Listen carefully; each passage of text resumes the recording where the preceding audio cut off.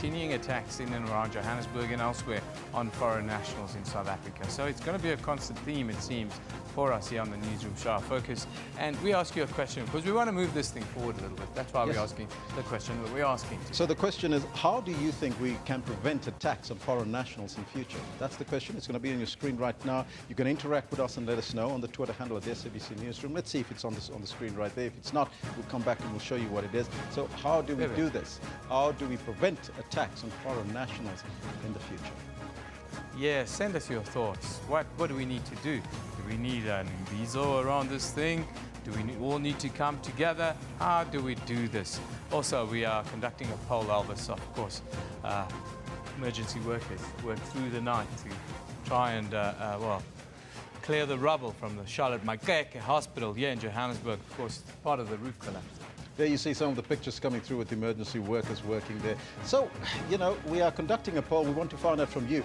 Looking at the Charlotte Mrch hospital collapse, do you think that it was negligence? Was it poor workmanship or perhaps an unfortunate event?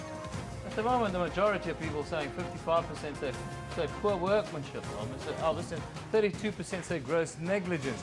This, of course, it heaps the pressure on the Gauteng Health Department, who's been in the crosshairs already for the last month or so. Yes. Monobisi tweets us. Monobisi says, never trusted that hospital. The first time I set my foot in there, I once said, it will collapse. A lot of cracks in that building, he says. That's Monobisi. Yeah, some people predicted this collapse actually years ago. We've got a report and some pictures. We'll show you a little bit later about this. Isaac comes in, he says, if you give wrong people the job, this is what is going to happen. We can rob other jobs, but there are jobs that can't be robbed. That we can rob other jobs. I like the way he says it. Oh, we are not robbing jobs, Isaac. We are doing jobs. Well, that is what happened if you use material which is, you know, not supposed to be used for construction. Contractors that shouldn't be used. People that are not qualified. These are all accusations that have been thrown out at the Gauteng Health Department today. So it hasn't been a vintage month for the Health Department. We want you to vote and tell us what you think. Vote, it's Friday. There's lots of other things happening. 20 years of the Constitution and many others today. Let's get into our work.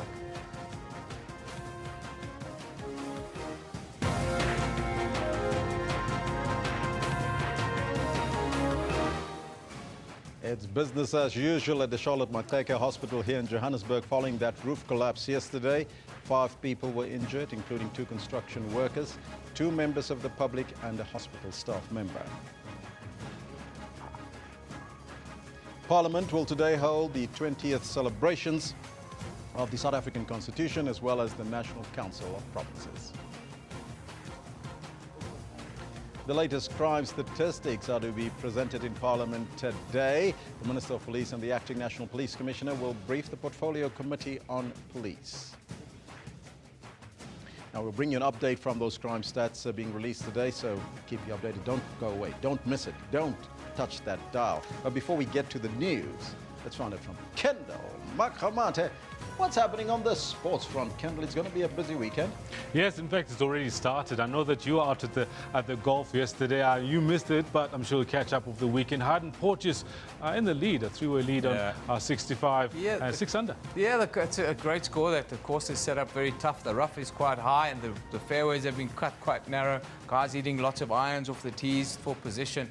Very, very tough and scoring quite difficult. So I was quite impressed with the low scoring that happened there yesterday. Oh, nice one. So we'll be making sure that we bring that to all of you at home as well. Good morning to you. This is what else we've got for you in the sports today. It's going to be interesting to see which of the two sides settle down quickly. It's South Africa, Liam Jordan. Leading 2-0 going into the break. Mrch to throw it all away as they allow Senegal back into their match, and they end up beating them 4-3. Goal, it comes out and it's converted. Full speed forward. Keep close backwards. That's a good tactic. It's a must-win for London Pirates with new coach Shell Jonafried at the helm in the Soweto Derby this weekend. Now, of course, we're going to bring you a whole lot more and in more detail at 10:40. For now, it is back to Elvis, who's got the news. Thank you, Kendall. Top story this morning. Emergency workers have worked through the night to clear rubble from the Charlotte Mrch hospital in Johannesburg. As part of the hospital's roof which the hospital was known formerly as the Johannesburg General. It collapsed yesterday. Now 6 people were injured. Let's take a look. A massive roof collapse, reducing an entire section of the Charlotte Mrch Hospital to rubble. It caused panic among staff and relatives of patients. My sister is in the maternity ward. I tried calling her, but her phone is unavailable. The whole day we've been talking, but all of a sudden I can't reach her. I spoke to her before the building collapsed. Emergency workers continued operations well into the night. Some are removing the rubble, some are stabilizing the ground, and we do also have the police that are using the dogs to find out, to suss out if there's any people that are there. The incident happened while repairs were being done to a leaking roof. The contractor, Tanzanani Enterprises, has been removed from the site. Initial reports point to negligence by the company. There's no reinforcement on that slab, is very thin. I don't think it will even take the weight of human beings if they were to walk. And there will be consequences. Depending on further investigations, if there's any criminal liability, we will obviously take that action. We are not going to leave any stone unturned, I can assure you about that, and we're not going to blink on this matter. The damaged section of the hospital will remain closed while mop-up operations are underway. The rest of the hospital is open, and all the wards are functional, and that we will be announcing which alternative entrance that the public can use. The incident at one of Johannesburg's busiest hospitals follows hot on the heels of the Life Esidimeni tragedy, which claimed over 100 lives. Mangoba Mchunu, SABC News, Johannesburg. The latest crime statistics will be presented in Parliament today. The Police Minister, Natin Shleko, as well as the Acting National Police Commissioner, Lieutenant General Khomotso Pahlani, will brief the Portfolio Committee on Police on the latest crime figures. The committee will focus on the effectiveness of strategies that was geared at reducing contact crimes in the country. It will also look at the methodology used by the South African Police Service to compile crime statistics. Last year, Cabinet took a decision that crime figures would be released on a quarterly basis. Police still has to compile a comprehensive annual report. The statistics reportedly show that murders have increased, with 116 more murders reported for the period between 1 April 2016 and 30 December 2016. Now we'll bring you an update on that a little bit later live from Parliament. And also from Parliament, for the last 20 years, South Africa has boasted one of the world's best constitutions. And now, Parliament is inviting South Africans to help celebrate this milestone. The legislature will this morning launch a year-long campaign to commemorate both the Constitution as well as the National Council of Provinces, which it gave birth to. President Zuma is expected to address the NCOP this morning. Now, beneficiaries of government social grants will be paid despite the controversy involving SASSA and Cash Paymaster Services. Now, that's according to Lumka Oliphant, the spokesperson for the Department of Social Development.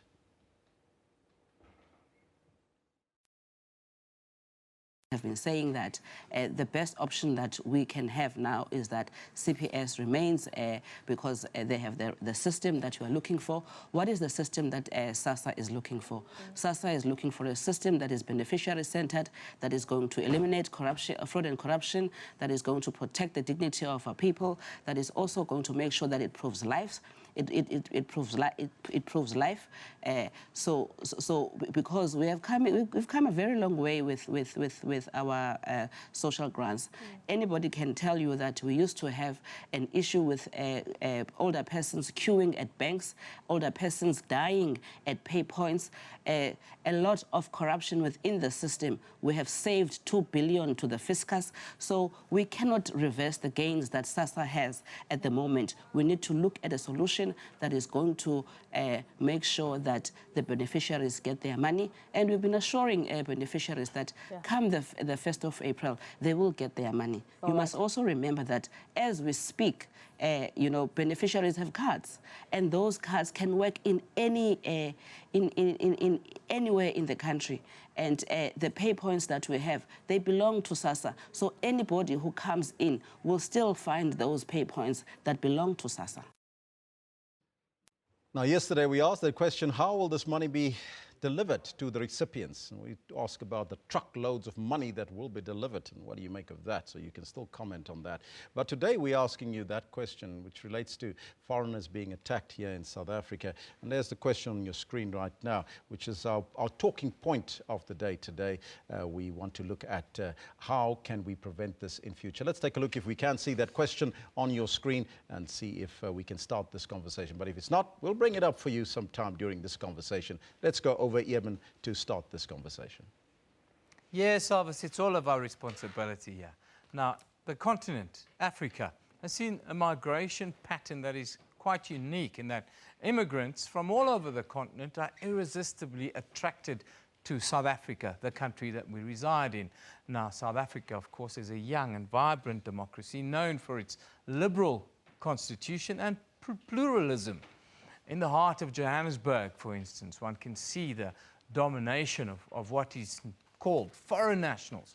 From running small little boutiques to street vending, the foreign nationals come with a clear objective: to make money, survive, and support their families. Many of these foreigners have come to close proximity with death in their war-ridden home countries, and here in South Africa, they come for peace and tranquility. Now, recent attacks on them here in Johannesburg and Pretoria has once again raised a lot of eyebrows and mostly unanswered questions. One of those questions that need to be answered is how the violence affecting immigration in the country? Now, to this question and others in our studio, we are joined this morning by the head of communications at Home Affairs, Mrch. Very good morning to you. Good morning, and good morning to your viewers. We're in a very difficult situation, aren't we, in South Africa at the moment? We're kind of damned if we do and damned if we don't. And how do you guys consume what's going on now, what's been going on, both inside of our borders and then, of course, what's happening outside of our borders? Well, I think what we try to do is focus on the context of this. South Africa is not unique to the extent of having migration debates. We are now watching America having similar discussions with the southern border with Mexico. We are watching the EU having similar discussions with East Europe about migration. So South Africa isn't unique. The pursuit of migrants for stability and economic activity is a global phenomenon. What we have always argued as a Department of Home Affairs is that it must be managed better, and that's what we're trying to do.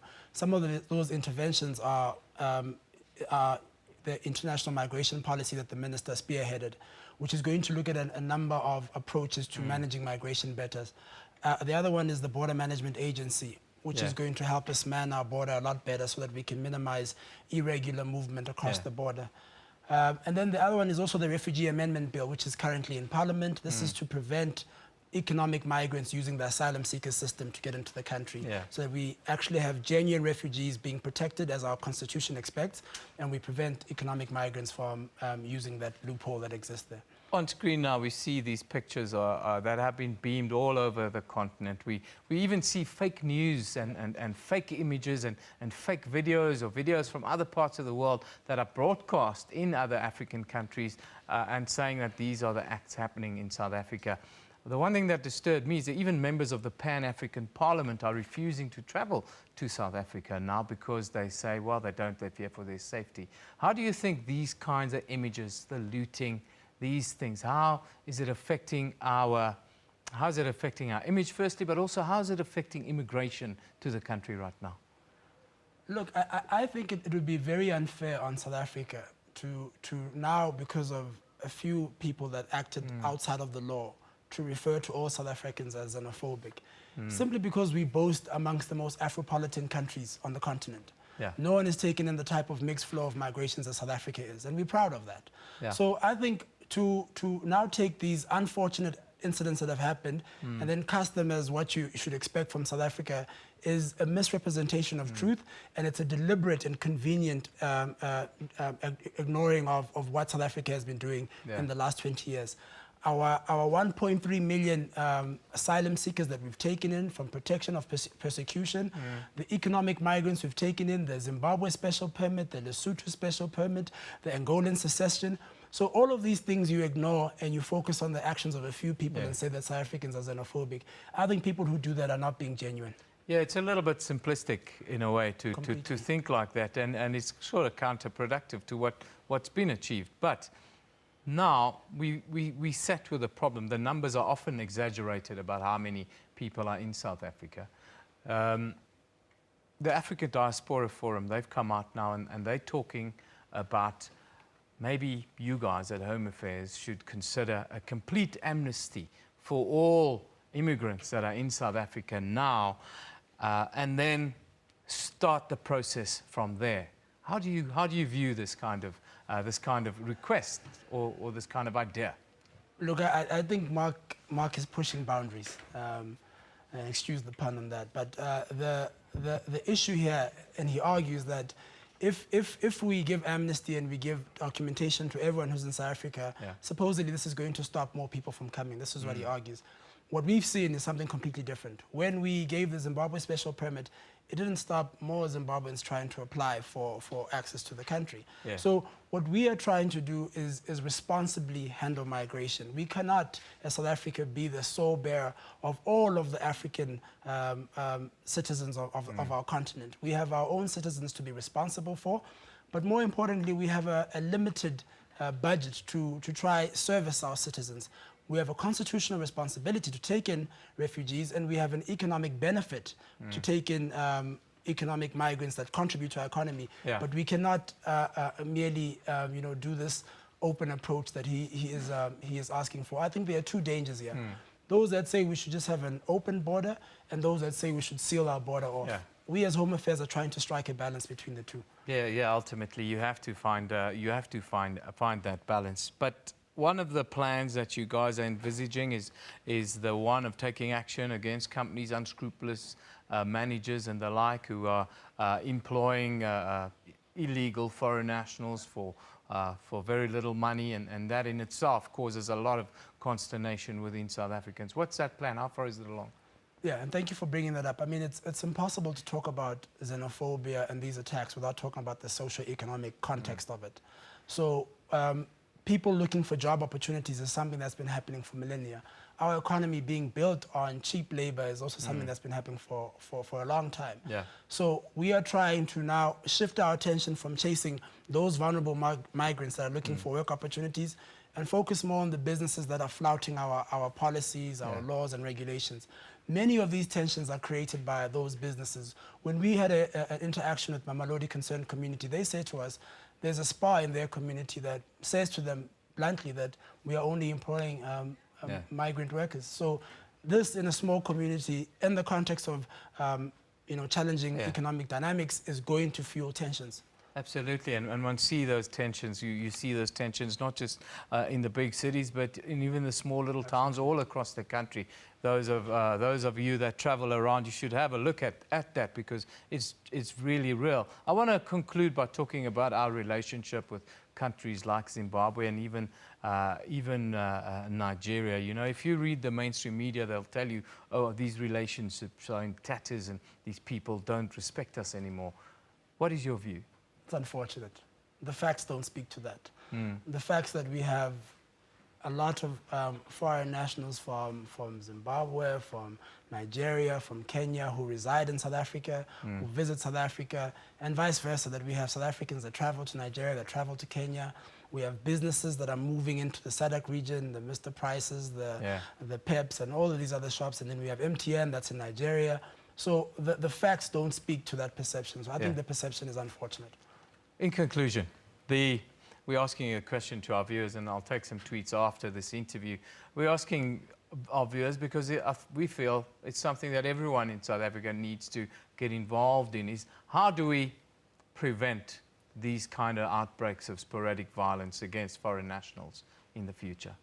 How do we stop violence? How do we prevent specific attacks on foreign nationals? I think the priority is to stop violence, period. Yeah. South Africans, we tend to use violence as a means to communicate. And government and community leaders must also take some fault in that, because it means at some point where there's a breakdown in communication where people feel like we're not responding to the issues they're raising. Yeah. But ultimately, violence should not be a tool of communication in any instance, whether you are protesting for water or whether you are protesting against what you perceive as irregular movement of migrants. Violence should not be used, and we are working with our counterparts in police to make sure that those people that use violence, whether they have good intentions or not, are dealt with as our law prescribes them to be dealt with. That is a very sobering view for us today. Thank you. Mrch is the head of communications at the Home Affairs here in South Africa. And yes, violence in general is what we need to stop. We have rule of law here in South Africa. We should all respect that, and we should all respect our fellow citizens, including what we call foreign nationals who live in this land. Now, let's take those comments to the question of today. I've just asked Mrch that question, and you guys are telling us. Spelele says, xenophobia is wrong, but this doesn't make illegal migration right. And that is one of those things at the heart of the entire discussion. Good comment there. Monwabisi Mbonda says, Newsroom, these people are our brothers and sisters. We must love them and share business with them. Monwabisi, the Afropolitan. Very good. Lechasa says, I'm suggesting if our government can improve the security at our borders and not take bribery from foreigners. You've just heard that from Mrch. He says that is the plan. Improve the way our borders work. Not just build fences, but improve the way the borders work. Improve the services there. Isaac Lusenga, he comes, he says, Newsroom, the Home Affairs and police should look on that. Yes, they are. They are working together. You've just heard that. It's nice to hear from such a professional communicator about what is really happening. Tembash Laki Shabangu, he says, Newsroom, we must love these people as our brothers, and we must work with them. Yes, we must. This is Africa. This is South Africa. We all have a responsibility. You, me, the way we bring up our children, what we teach our children about all of these processes is very important. It happens, it starts in our own homes. That is the truth. Now, let's take a look at what's on social media right now. Of course, a heart-wrenching story at the Charlotte Mrch Hospital. Of course, part of the institution collapsed there. A ceiling fell on 6 people. That's following several complaints and concerns being raised in the past about the health and safety of this building. There's going to be a lot said about this. Now, emergency services, we have to commend them. They worked through the night to clear rubble there. And the hospital is once again 100% operational, which of course is the good news. Then, more troubling news from yesterday. Look at this picture. Motorists were faced with flooding at the Galuli's interchange. Now, for those of you living outside of Johannesburg, Galuli's is one of the main crossovers on your way to the airport. That's the OR Tambo Airport. It caused quite a lot of chaos on the roads in that area, and many cars were damaged. Lesejo, well, he tweeted this and he said to us, Galuli's intersection must just be cancelled. It's like that kid brother who's forever in trouble and your folks don't shout at him anymore.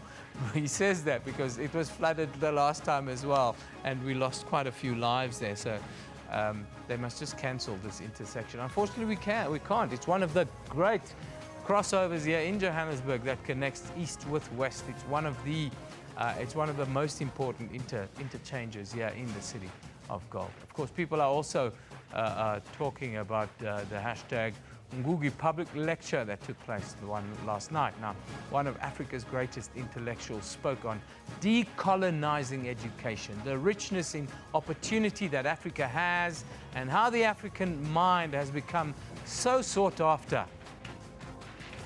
Go and have a look. Go and have a read. You might surprise yourself. Also, there seems to be anticipation building for the Soweto Derby. Yes, that is set to take place tomorrow. Don't forget, 3:30 at Mrch here in Johannesburg, FNB Stadium. Kaizer Chiefs will go up against the People's Team, Orlando Pirates. Should be interesting. There's been a lot of goings on in the world of football in the last couple of weeks. Not all of it very good, one has to add. Let's hope we have a great spectacle with lots of goals. Now for a picture of the day. This one comes from King Arthur, who says, "Oh no, these people were warned before." And take a look at this picture. If you look at, there's a date on there at the top. It's circled in red. It says, warned before that this building might collapse, and that is in November of 2015.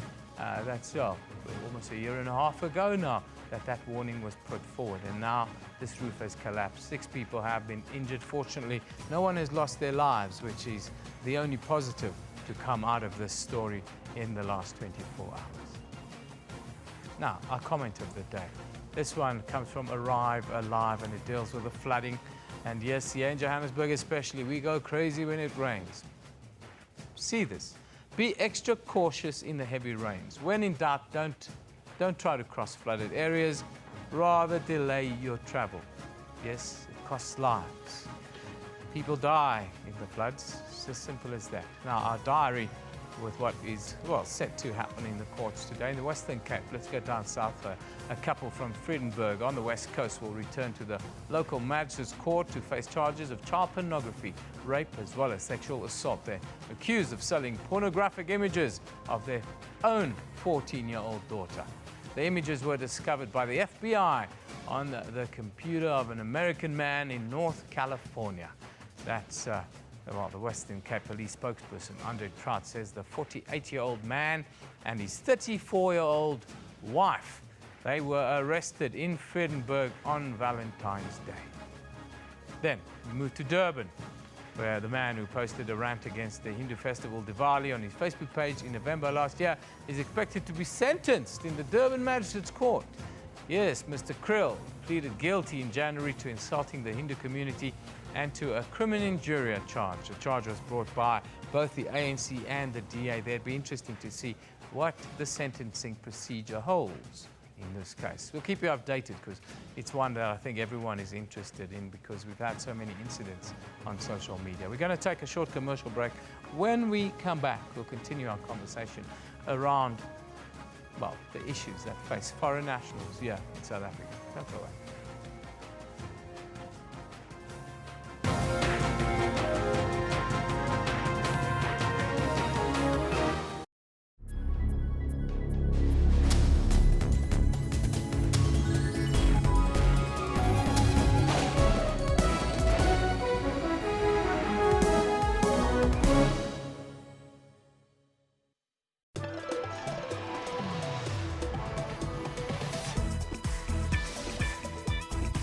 Came up with this really cool concept that we both absolutely loved, and it was tennis inspired, sports likes if you will, but still really edgy, and of course still staying true to who she is as a designer, which I felt was very important. I am allowing them. If you do not keep your promise, you will never see my children again. Fiona is a talented chess player. If it wasn't for her community that supported her, she would not have been where she is today. And so it takes a village. I love working with children. They give you so much joy, and watching them achieve what we ask them to do is really heartening. Children, Miss Hannigan is gone for good. Mac Miller, the 24-year-old new school hip-hop international rapper, was shocked when he realized the big following he has in Mzansi. For a 1-hour dose of entertainment, stay tuned on Trends every Saturday at 12.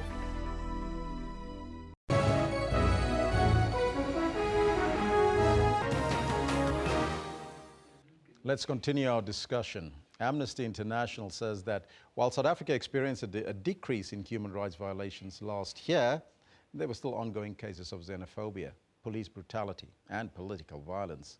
The organization revealed these statistics at the launch of the 2016-2017 Global State of Human Rights report in Parktown last month.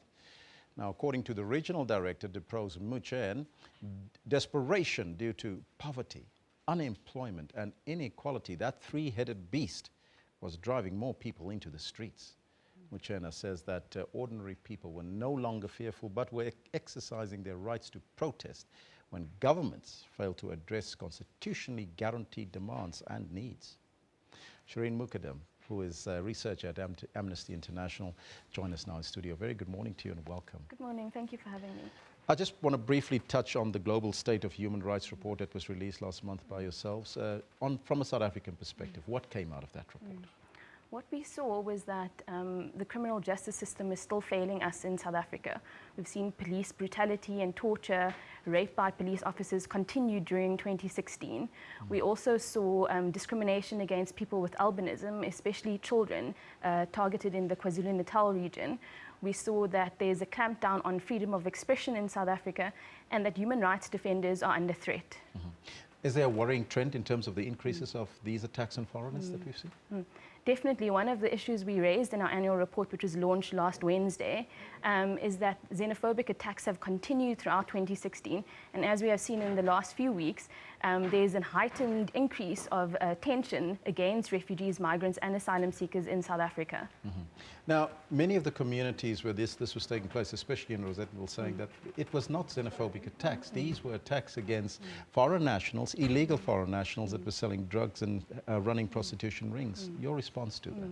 Since 2008, Amnesty International has monitored long-standing patterns of discrimination, discriminatory practices and attitudes towards refugees, migrants and asylum seekers in South Africa, either by the general public, some government department and the police. In short, these attacks have continued with impunity. And Amnesty International believes that the heightened tension towards refugees, migrants and asylum seekers in South Africa in recent weeks have been fueled in part by the failure of the criminal justice system and by the police in South Africa to address the perpetrators of crimes targeted towards refugees, migrants and asylum seekers. Amnesty International believes that the government of South Africa has, in a large part, failed to address crimes targeting refugees, migrants and asylum seekers since 2008. Amnesty International also believes that the heightened tension has been fueled in part by toxic rhetoric by public officials who blame and scapegoat refugees, migrants and asylum seekers for crime, unemployment and other social ills in South Africa. Now, I want to go back to what my Shlomo Twete, the head of communication, just said from Home Affairs. And he says that Home Affairs says that by saying that South Africans are xenophobic is unfortunate, it's inconvenient, and it's ignoring the fact that South Africa has been taking in refugees, has been facilitating refugees in the country, and even economic migrants. Your thoughts on that? The South African Constitution is hailed as one of the most progressive in the world, precisely because it protects the rights of everyone in South Africa, regardless of our nationality or our ethnicity or our origin. And Amnesty International believes that the South African authorities must provide adequate protection for all refugees, migrants and asylum seekers in South Africa. Yes, it is true that some measures have been taken to protect these groups who are the most vulnerable in society, but in Amnesty International's view, not enough has been done to protect refugees, migrants and asylum seekers. These attacks, Shireen, is it perhaps what I introduced in my introduction is that it could be because of the three-headed beast that we've seen, the desperation of poverty, unemployment and of course inequality in this country?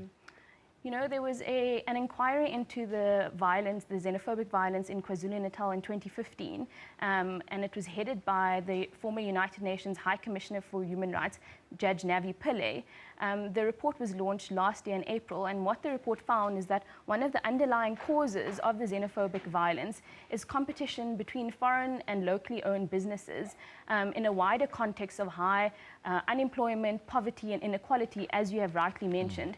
But one of the other findings of the inquiry was that the atmosphere of fear is exacerbated by inflammatory public remarks made by leaders in South Africa. And one of the key recommendations of that inquiry was that public officials need to exercise greater caution with their public remarks because of the ramifications that they may have, both intentional or unintentional, and especially when public officials are making sweeping stereotypical statements which may be perceived as harmful. So in short, politicians should zip it. But the question that we pose to our viewers as well is, how do we prevent these attacks happening in future? Amnesty International believes that the police and the South African authorities must provide adequate protection to all refugees, migrants and asylum seekers. Amnesty International also believes that the South African authorities and the police must ensure consistent dealing with any perpetrators of violence targeting refugees, migrants and asylum seekers in South Africa. Last week we spent time documenting what was going on in the ground in Attridgeville and Mamelodi and in Sunnyside and Pretoria. And what some groups of refugees told us is that they are not being protected by the police. Some of them whose houses were attacked in Attridgeville had to wait for 3 hours until the police came to assist them. The refugees said to us that they are being killed like chickens and that they're ready to defend themselves. They also said that what they said was that they're ready to defend themselves and that they believe that that they deserve equal treatment to South Africans and that in their home country, South Africans walk freely, but that they are not free in South Africa. All right, that's where we got to leave it. Shireen, thank you so much for joining us here in studio. You. That was Amnesty International's researcher, Shireen Mukadam. What do you make of all of that? Let us know what's on your mind. We're asking you that question. How do you prevent these attacks on foreign nationals in the future? There, it's on your screen. Finally, yes, please. Now, we will now take a look at, and we promised you earlier, at the latest crime statistics from Parliament. It's being presented today by the Police Minister, Nathi Nhleko, as well as the Acting National Police Commissioner, Lieutenant General Komocho Paslani, who will brief the Portfolio Committee on Police on the latest crime figures. Let's go there live. Then when we look into the two crimes or the two serious crimes that make up the broad category of total sexual offenses, which are rape and sexual assault, we realized across the 3 years, rape have been on the decrease, resulting in a 2.6% decrease or 867 cases in the 2015-16 compared to 2014-15 financial year. And further, in 2016-17 compared to 2015-16, there was a 6.5% decrease in terms of the rape cases that were recorded.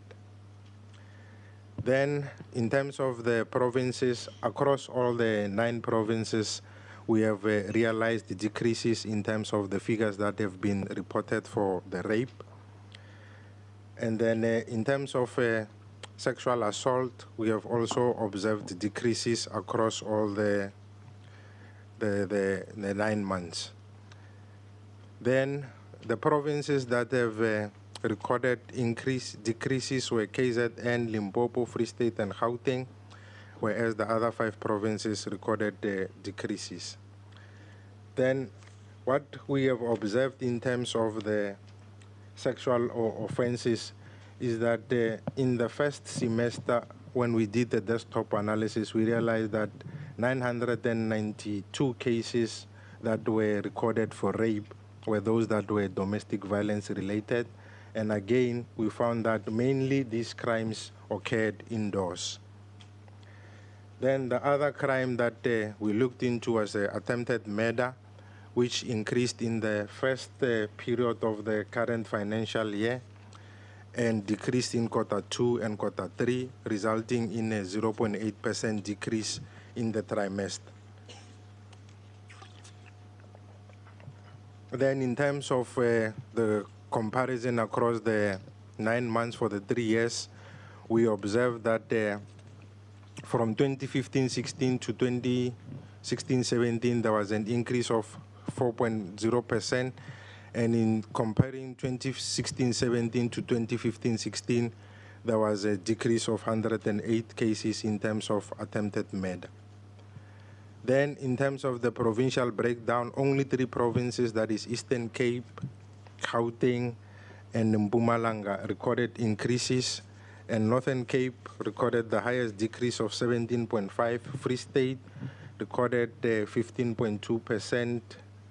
Limpopo recorded 10.1%. Western Cape 6.6%, and then Northwest 4.4%.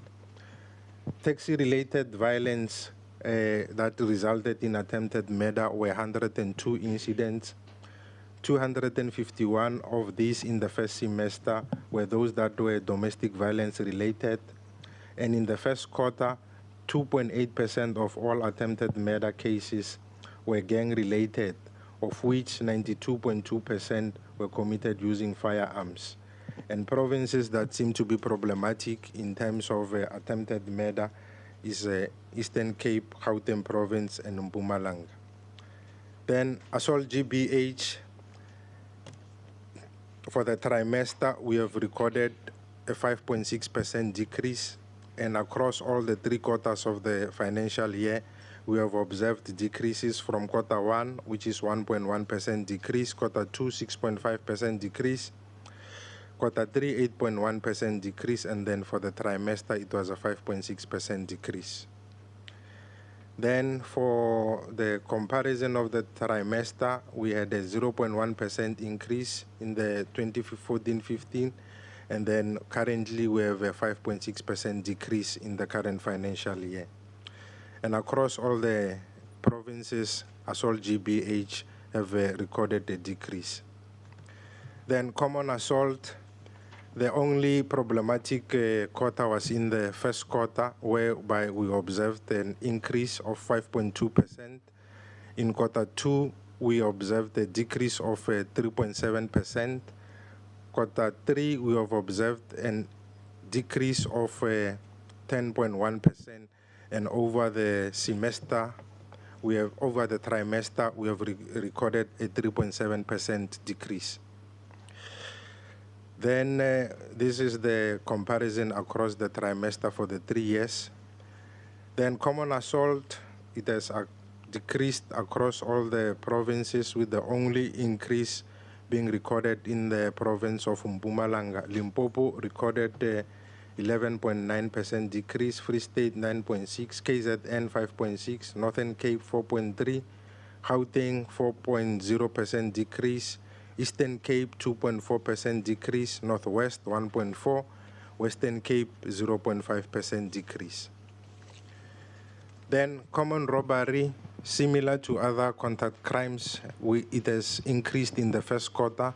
However, in quarter 2, we realized a decrease of 155 cases less.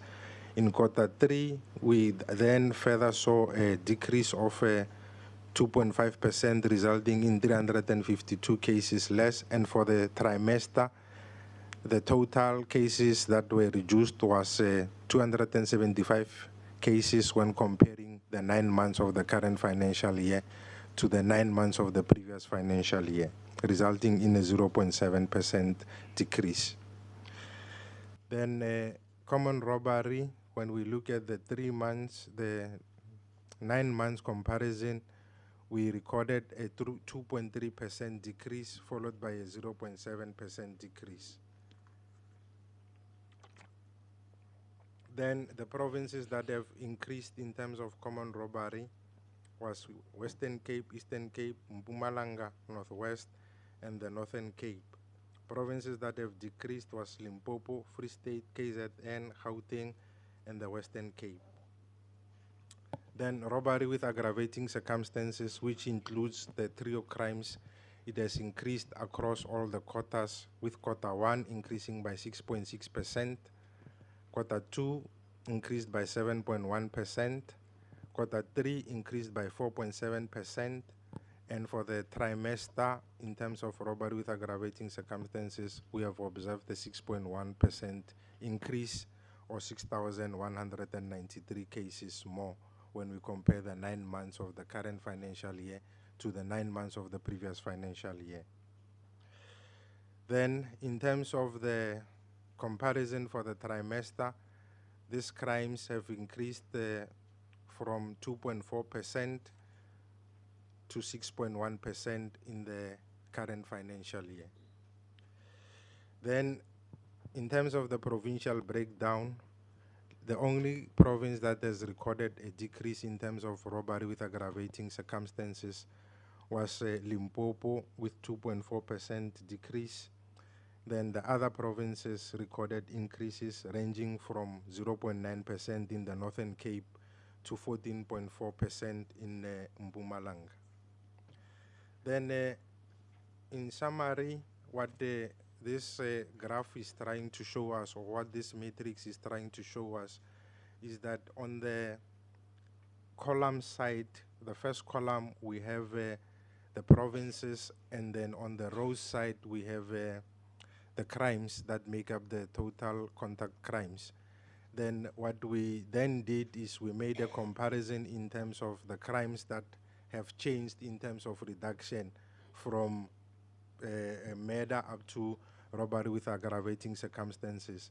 And when one looks at murder, you can see that 4 provinces are experiencing problems in terms of murder, which is Gauteng, KZN, Mpumalanga, and Western Cape. Attempted murder seem to be problematic in the Eastern Cape, Gauteng, and Mpumalanga.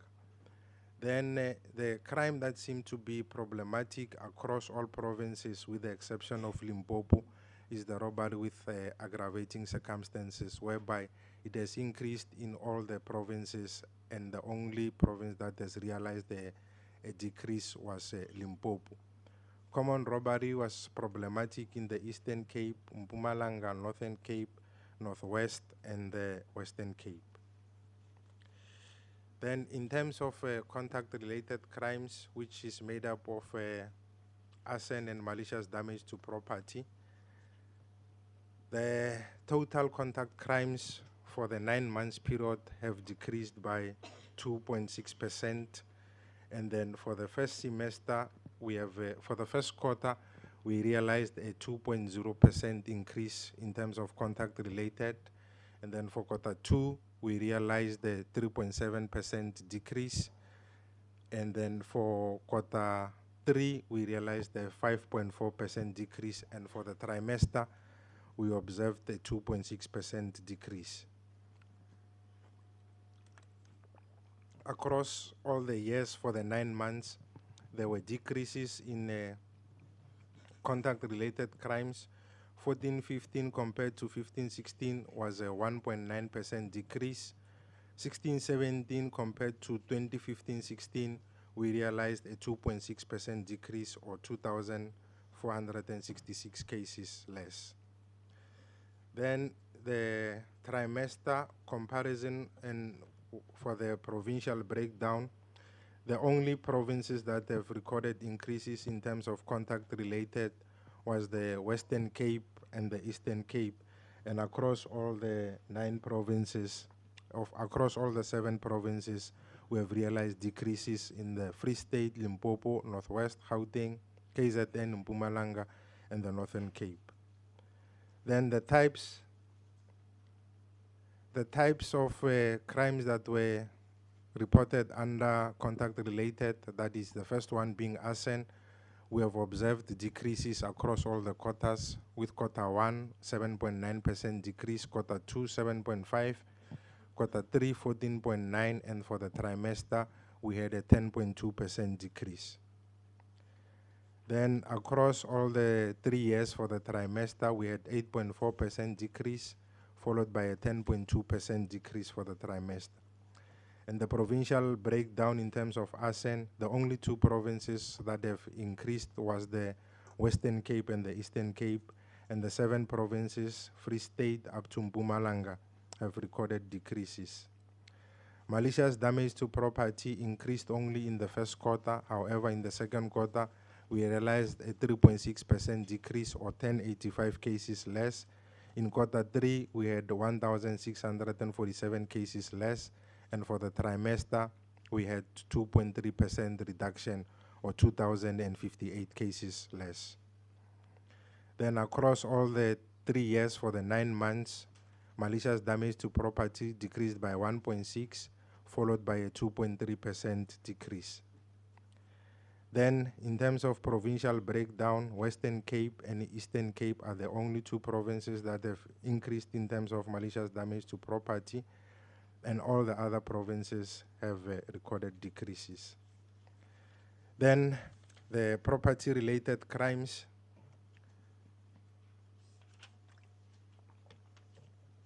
For the first quarter, we realized the 1.8% decrease. Second quarter, we had a 0.2% decrease. Quarter 3, we had a 2.2% decrease. And for the trimester, we had a 0.2% decrease, or 903 cases less. Then comparison across the 3 years, the first comparison we had a 2.4% decrease, which was followed by a 0.2% decrease.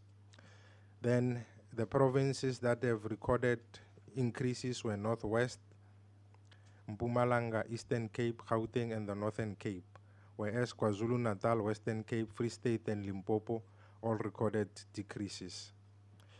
Then the types of crimes that are reported in terms of property-related crimes, we had a burglary at non-residential premises, where we had a quarter 1, 1.4% decrease, quarter 2, 2.5%, quarter 3, 0.3%, and quarter 4, we had the semester, we had a 1.2% increase. Then across the trimester, we had increases across all the burglary non-residential with a 0.4%, and then 1.2% in terms of comparison between 2015-16-17 when compared to 2015-16.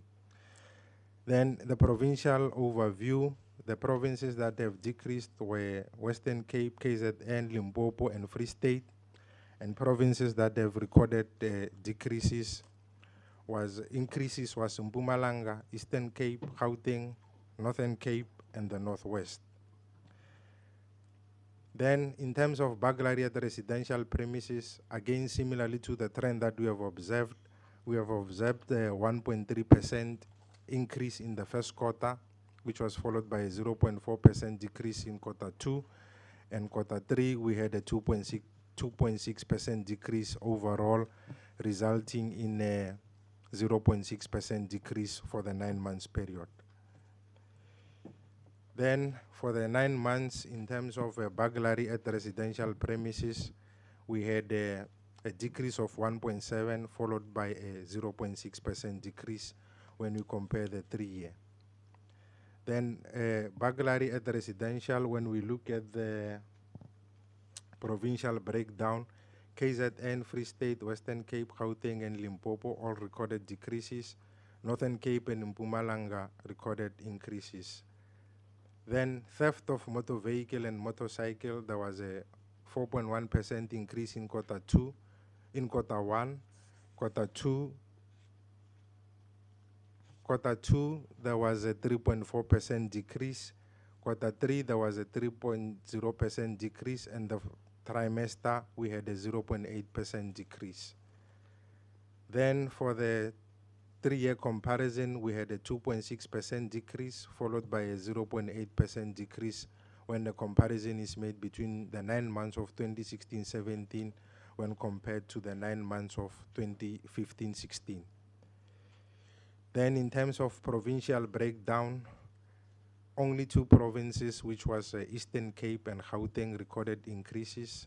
Eastern Cape 2.2%, Gauteng 4.5%, and provinces that have recorded decreases were Limpopo with a 13.3% decrease, Western Cape 11.6% decrease, and then the least reduction was in Mpumalanga with a 0.8% decrease. Then theft out of or from motor vehicle in quarter 1 increased by 0.6%, quarter 2 decreased by 0.2%, quarter 3 there was a 2.1% decrease, and for the trimester we had a 0.6% decrease, or 592 cases less when we compare to the 9 months of the previous financial year. Then across the 3-year comparison, we have observed a 4.7% decrease, followed by a 0.6% decrease. Then the provincial breakdown, we had only 3 provinces recording increases, which is the Northwest, Eastern Cape, and the Gauteng province. The other provinces, the remaining 6 that have recorded decreases was KZN 8.8%, Western Cape 7.9% decrease, and Mpumalanga with a 2.5% decrease. Stock theft was on the increase in quarter 1. It was again on the increase in quarter 2. However, there was a decrease in quarter 3 of 3.2%. Then when one looks at the 9 months in terms of stock theft, we have realized an overall increase of 2.0% or 438 cases more when we compare the 9 months of the current financial year to the 9 months of the previous financial year. Then when we look at the 3-year trend in the 2014-15 to 2015-16 comparison, there was a 3.0% decrease. However, this was followed by an increase of 2.0% when the comparison is made between 2016-17 and also 2015-16. Provincial breakdown in terms of stock theft. The provinces that have recorded decreases was Northern Cape, Western Cape, KZN, and Limpopo recorded almost the same number in terms of stock theft in the current 9 months with what was reported in the previous 9 months. Provinces that have recorded increases was the Eastern Cape with 1.7% increase and Gauteng with a 11.9% increase. Then again, similar to the metrics that we have shown for contact crimes, we observe that the Eastern Cape seem to be struggling across all the property-related crimes because all the categories of crimes that make up the property-related crime are on the increase. Free State seems to be having a problem in terms of stock theft. However, other crimes, that is burglary at non-residential, burglary at residential, theft out of motor vehicle and motorcycle, theft out of motor vehicle have all gone down. The only crime that have gone down in terms of Gauteng was burglary at residential premises, and the other crimes that make up property related were on the increase. KwaZulu-Natal and Mpumalanga, they seem to be decreasing in terms of the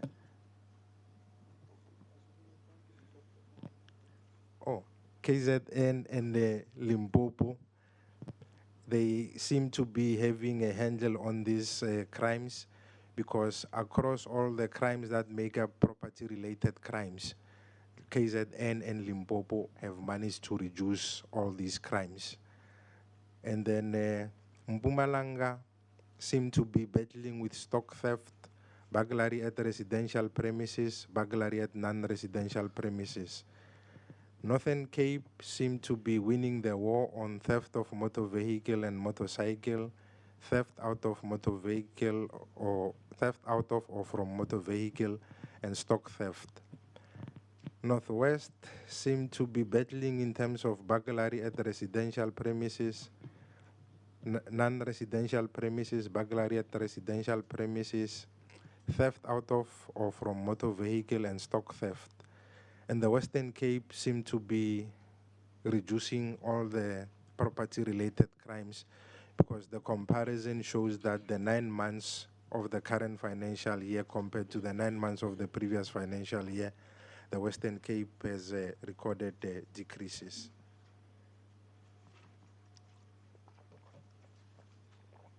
The last category of the 17 community-reported crimes is other serious crimes, which include all theft not mentioned elsewhere, commercial crime, and shoplifting. In the first quarter, we realized a 0.6% decrease. In quarter 2, in terms of other serious crime, there was a 2.3% decrease. Quarter 3, there was a 5.3% decrease, and for the trimester, in terms of other serious crimes, we had a 2.4% decrease. Then, when we look at the 3-year comparison, other serious crimes have been on the decline with a 4.8% decrease recorded between the years of 2015-16 and 2014-15. Furthermore, the percentage change between 2016-17 and 2015-16 was 2.4%, or 8,735 cases less. Then, in terms of the provincial breakdown, Northern Cape, Free State, Gauteng, KZN, Western Cape, and the Northwest have all recorded decreases in terms of other serious crimes. And Mpumalanga, Eastern Cape, and Limpopo are the only 3 provinces that have recorded increases in terms of other serious crimes.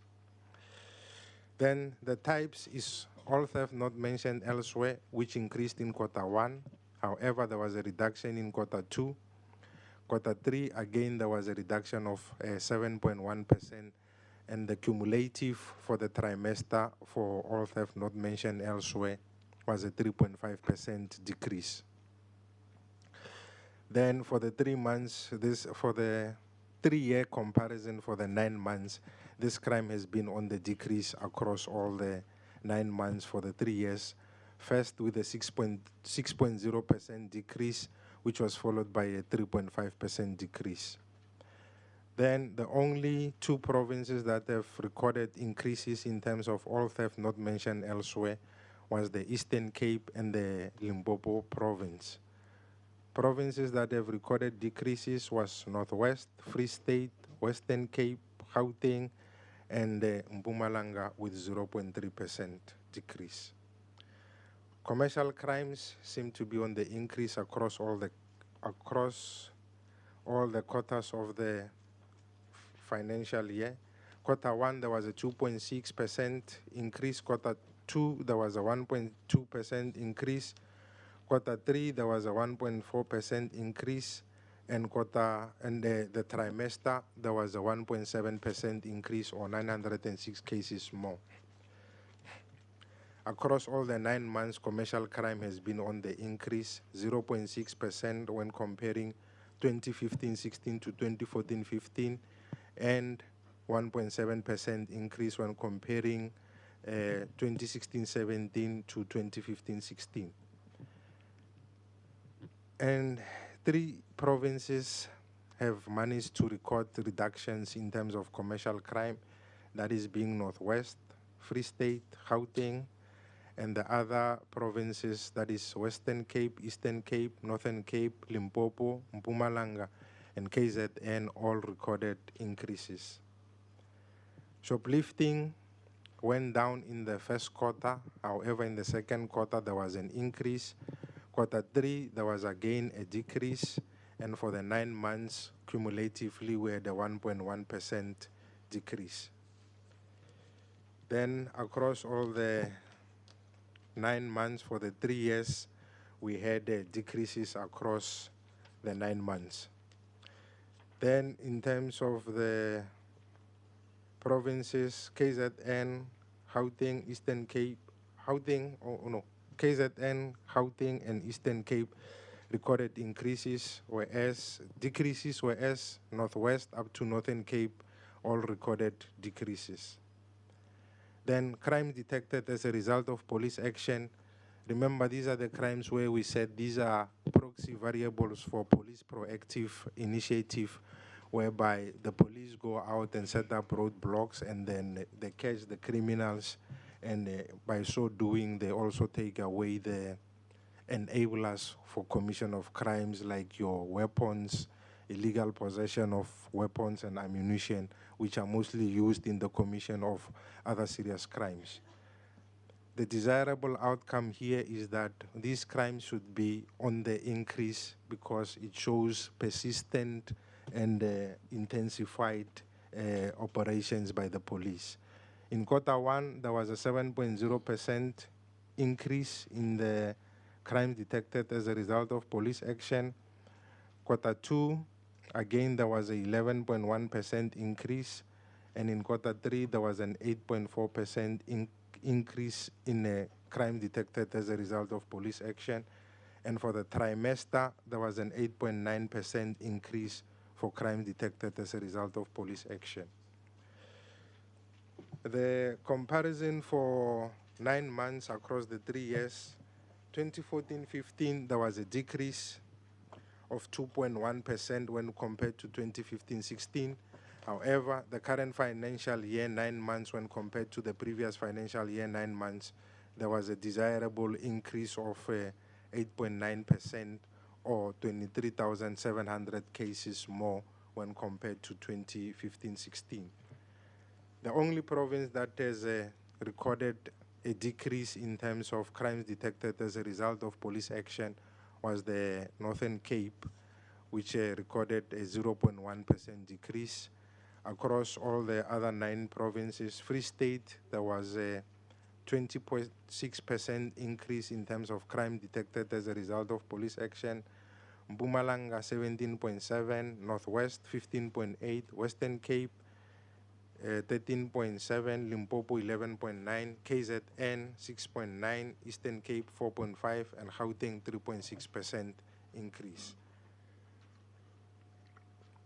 The types of crime that make up the crime detected as a result of police action, they have increased across all the quotas. In Quota 1, for illegal possession of firearms, there was a 4.8% increase.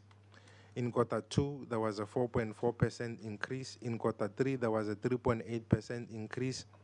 And for the trimester, we had a 4.3% increase.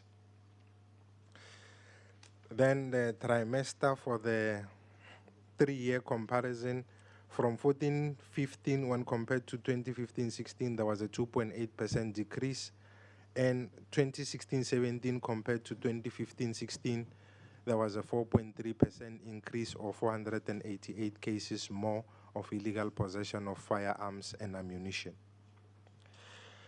The provincial breakdown in terms of illegal possession of firearm and ammunition, the only province that has recorded a decrease was in KZN. The highest increase was observed in Mpumalanga with 14.8% increase. Free State 14.0% increase. Eastern Cape 12.9%, and the least increase was in the Western Cape with 2.8% increase. Drug-related crime have gone up across all the quotas. Quota 1, there was a 9.0% increase. Quota 2, there was a 12.7% increase. Quota 3, there was a 11.2% increase. And for the trimester, we had a 11.0% increase, or 21,406 cases more of drug-related crimes. The 3-year comparison, the 14-15 compared to 15-16, there was a reduction of 4.8. However, in 2016-17 compared to 2015-16, there was a 11.0% increase, or 21,406 cases. Then in terms of the provinces, the only province that has recorded a decrease in terms of drug-related crime was Northwest. However, all the other provinces have recorded increases. Driving under the influence of liquor, there were more arrests in Quota 1, which was 1.7%. Again, an increase in 4.9% in Quota 2. Quota 3, there was a 0.6% increase. And for the trimester, there was a 2.3% increase, or 1,314 cases. And across all the trimester for the 3-year financial year, there were increases of 9.3%, and this was followed by a 2.3% increase when comparing 2016-17 to 2015-16. Then in terms of the provinces, the only provinces that have recorded decreases was Eastern Cape and Gauteng, and then desirable increases were observed in Mpumalanga for driving under the influence of alcohol, which was 27.6% increase. Free State 22.0% increase. Western Cape 16.6%, and the least increase was in the KZN, which recorded a 5.6% increase. Sexual offenses detected as a result of police action went down in Quota 1. In Quota 2, there was an increase. Then in Quota 3, there was an increase. The trimester, there was an 11.6% increase. Then this gives you the trimester comparison for the 3 years, whereby we had a 7.3% decrease in the 15-16 compared to 14-15, and a 11.6% increase for 2016-17 compared to 2015-16. Provinces that have recorded increases were Limpopo and Mpumalanga, Northern Cape up to Gauteng, all recorded increases in terms of sexual offenses detected as a result of police action. Now, just to show the trio crimes, here we show that they have already been reported in terms of the robbery with aggravating circumstances. And I will just go quickly through them because they've already been included in terms of robbery with aggravating circumstances. The trio crimes are problematic because we have observed the increases when we compare the trimester comparison, 16.0 followed by 4.6. And then for the provinces, only 2 provinces, Northern Cape and Free State, recorded decreases. The rest of the provinces recorded increases. Robbery at residential premises increased across the trimester for the 3 years, and for the only province that has recorded a decrease in terms of robbery at residential was Limpopo. The other provinces recorded increases. Robbery at non-residential, there was an increase when we compare the 3 trimester across the 3 years, 1.3% when comparing 15-16 to 14-15, and a 6.5% increase when comparing 2016-17 to 2015-16. Then in terms of the provincial breakdown, the provinces that have recorded decreases was Limpopo and the Western Cape, and the other remaining provinces, that is Gauteng and the Free State, have all recorded increases. And that is the end of the presentation. Thank you. Thank you for the presentation. Any additions? Right, thank you, honourable members. We will go immediately to questions, and let us do 3 per round. And I just want to ask members, just to keep it succinct, we don't have got a lot of time, and let's not make speeches, let's keep it short and sweet and to the point. Right, the first 3 from my side. The issue of data integrity, that's a critical issue. I just want to get an indication who is responsible within SAPS from station to national level to ensure that the feeding of the statistics is scrutinized in terms of validity. Linked to that is the issue of Statistics South Africa's role. We raised this issue in the previous years. I just want to get a sense, what was their take on this year's statistics?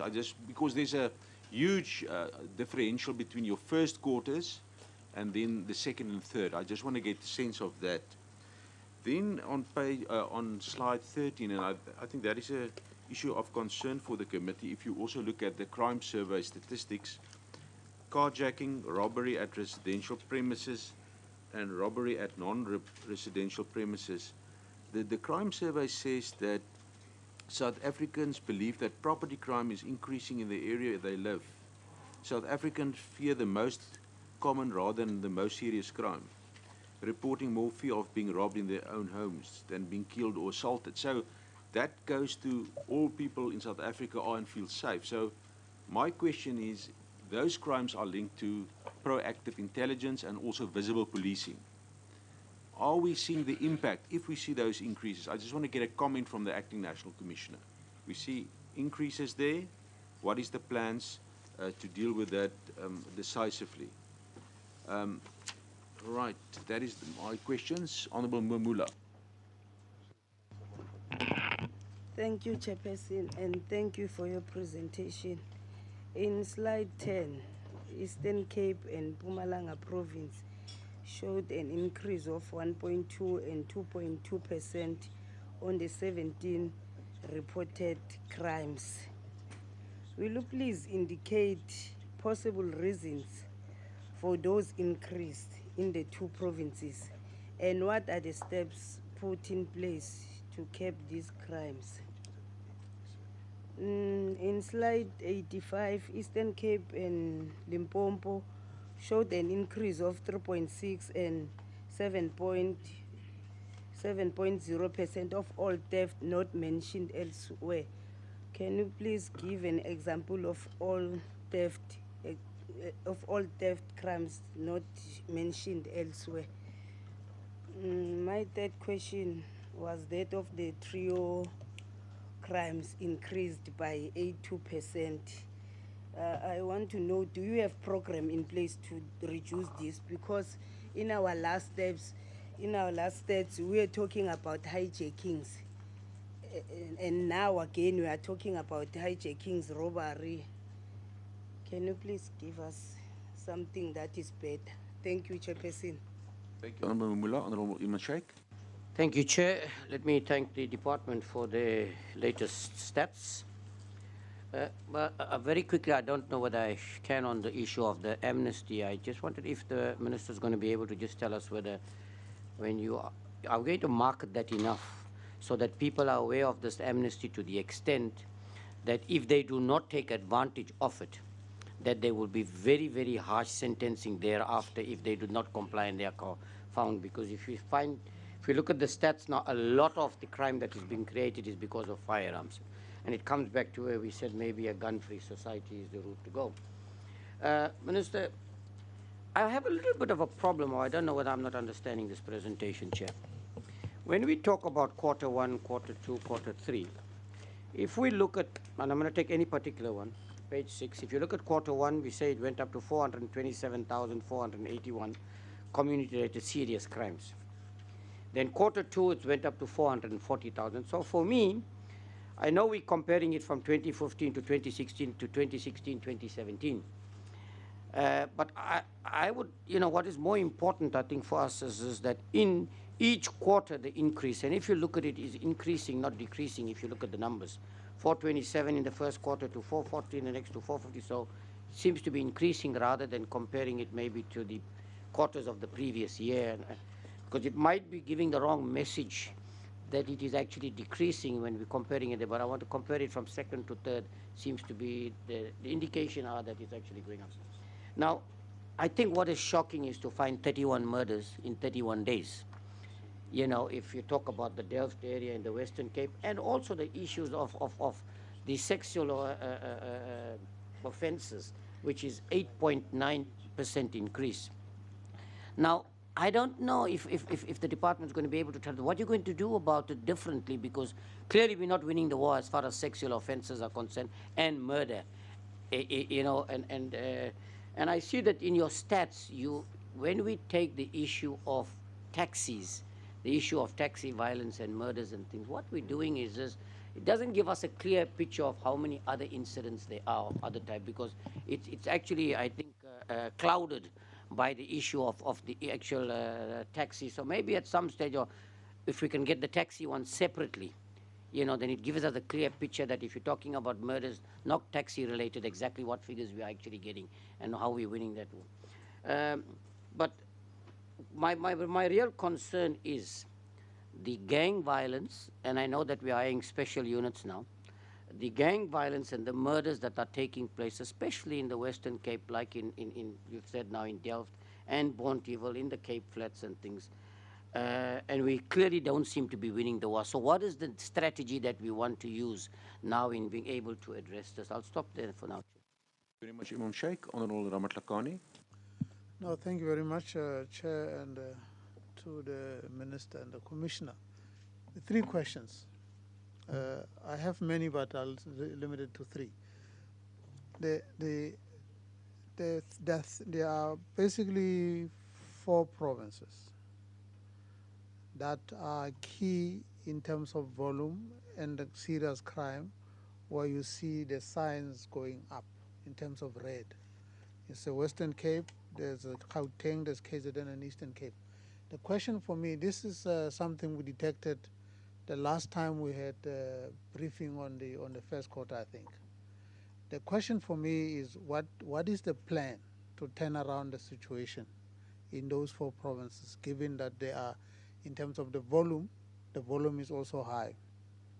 Number 2, The whole thing about the hitman, sponsored crime, councillor being shot, taxi violence, the deterrent of that obviously is going to be informed by the arrest and conviction. So the question I'm having, Minister, is the plan around neutralizing that part. The third question, the stock theft. Even when we went to Free State, we had the oversight in Free State. There was a problem of stock theft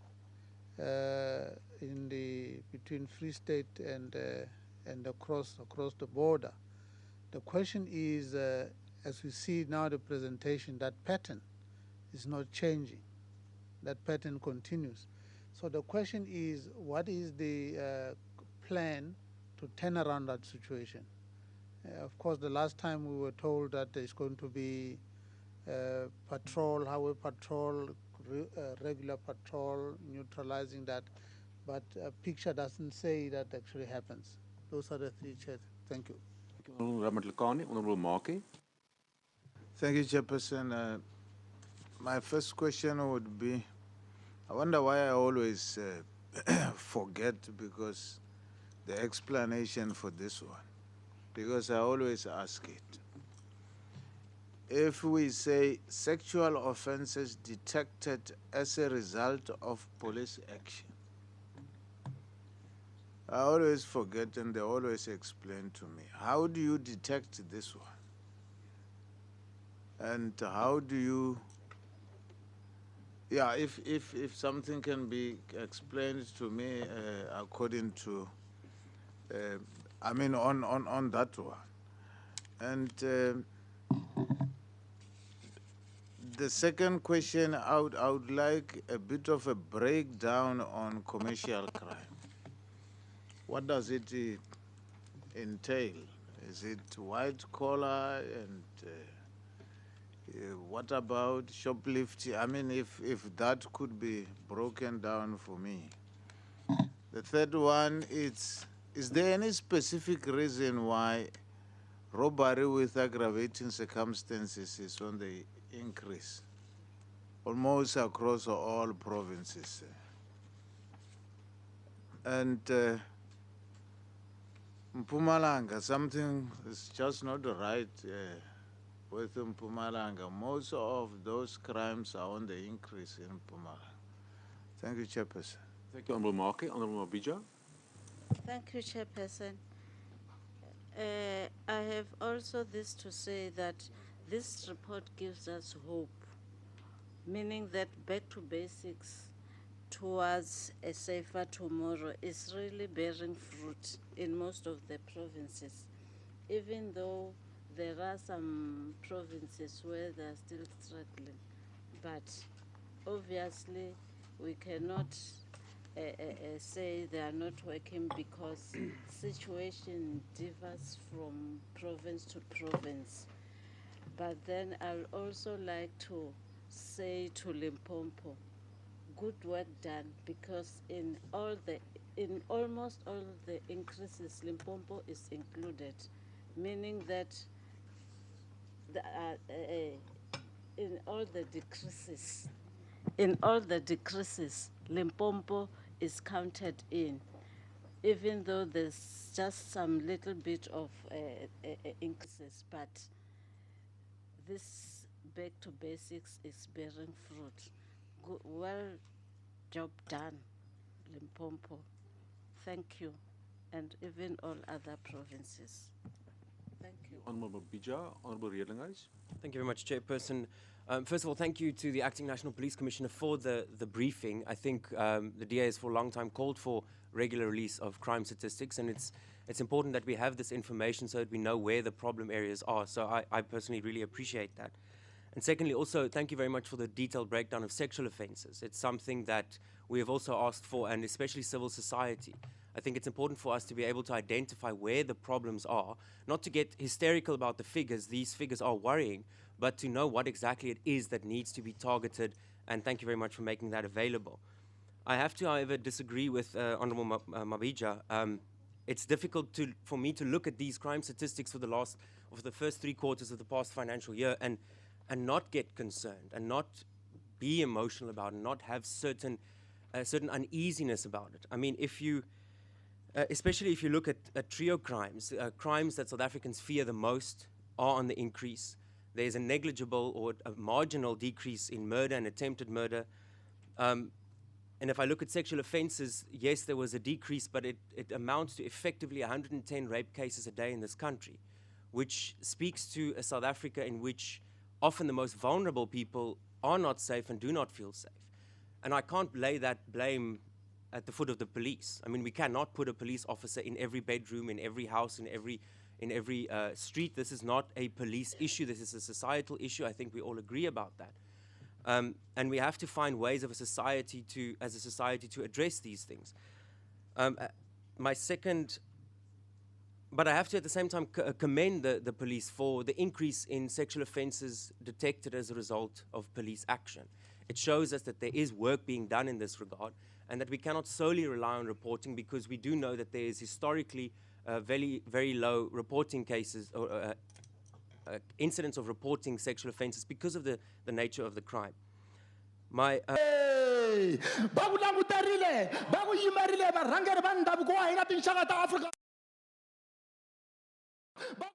Drug-related cases that, as a result of police action, it does show that that effort is bearing fruit.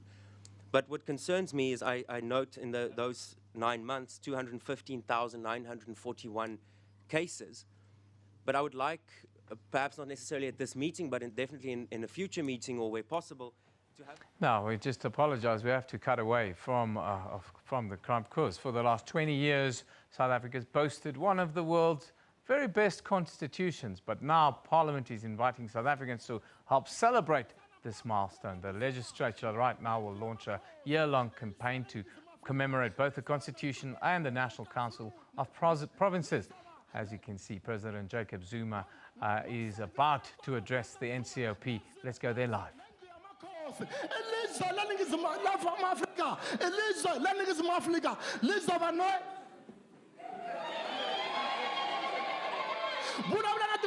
President Zuma, tiko ra Afrika Dzonga ri ku yingiserile va byele mchamiseki uku indlela ndlela aye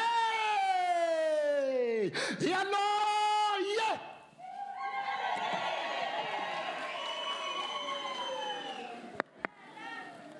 Thank you very much.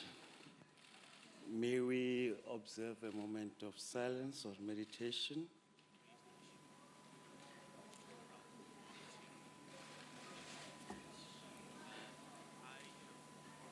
Thank you. You may be seated.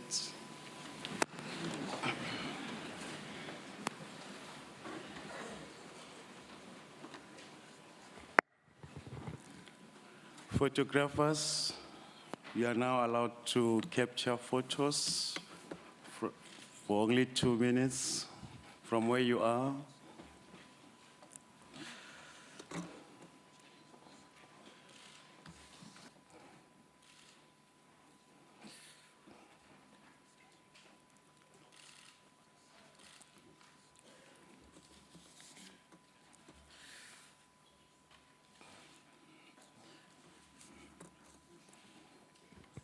Thank you very much. I think you have exhausted your time now. I would like to announce to this August House that this is the first sitting of the 4th session of the 5th National House of Traditional Leaders, convened in terms of the subsection 8, subsection 1A of the National House of Traditional Leaders Act of 2009, Act 22 of 2009, which states that, I quote, the president or a person designated by him or her must address the annual official opening of the National House. The sitting is therefore for this purpose and this purpose only.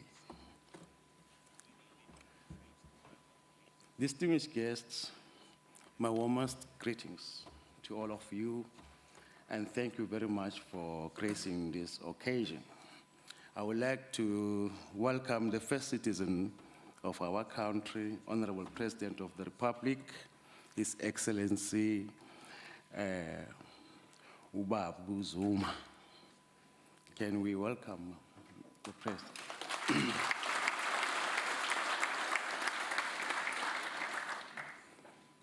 Honorable President, you are always welcome to visit the House and address it at any time you so wish and as your schedule so permits. Allow me, honorable members, to humble myself as I welcome their majesties that are here with us. This is their house. The house belongs to them. Your majesties, this house is blessed with your presence. A round of applause. And that is Kosikolo Yabapedi, Koshikolo KK Sikukuni, Shabira Wabauba. Renale Koshikolo Yavenda Lote, Kosikolo Tony Mpepu Ramapula. Renale Kumkani Yamakrosa, Ikumkani Zolonke Skau, Azolonke. Kumkani kasi wa amahahabe, kumkani kasi noloiso sandile, noloiso. Morena emuholo wa batlokwa ba mupedi, morena emuholo tokwani mupedi, dikomo morena. Ikumkani abatembu base hota, ikumkani matanzima. Atalimvula. Morene muhulu mota wabatlokwa ba mota. Mutlokwa. Let me, Deputy Chairperson and members of the House, having said that, I will now proceed to welcome the following distinguished guests in our midst. The Deputy Speaker of the National Assembly, Honorable Ndati Sinuji. House Chairperson of the National Council of Provinces, Honorable Mrch. Thank you. Minister of Cooperative Governance and Traditional Affairs, Honorable Minister Van Rooyen. Oh, my apologies. Sneo ukumkani ndamase. Ndlovuyezwe.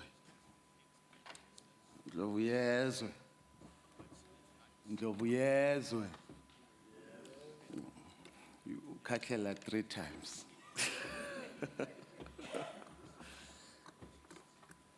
Minister Van Rooyen, you are most welcome. Minister of Small Business Development, Honorable Minister Lindiwe Sisulu. Deputy Zulu, my apologies.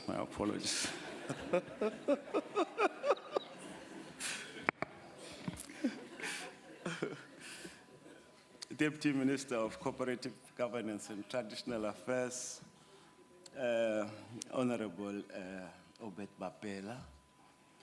We have in our midst other deputy ministers present here today. We also have chairperson of the Independent Commission for the Remuneration of Public Office Bearers, Judge Musi. Judge Musi, Your Worship.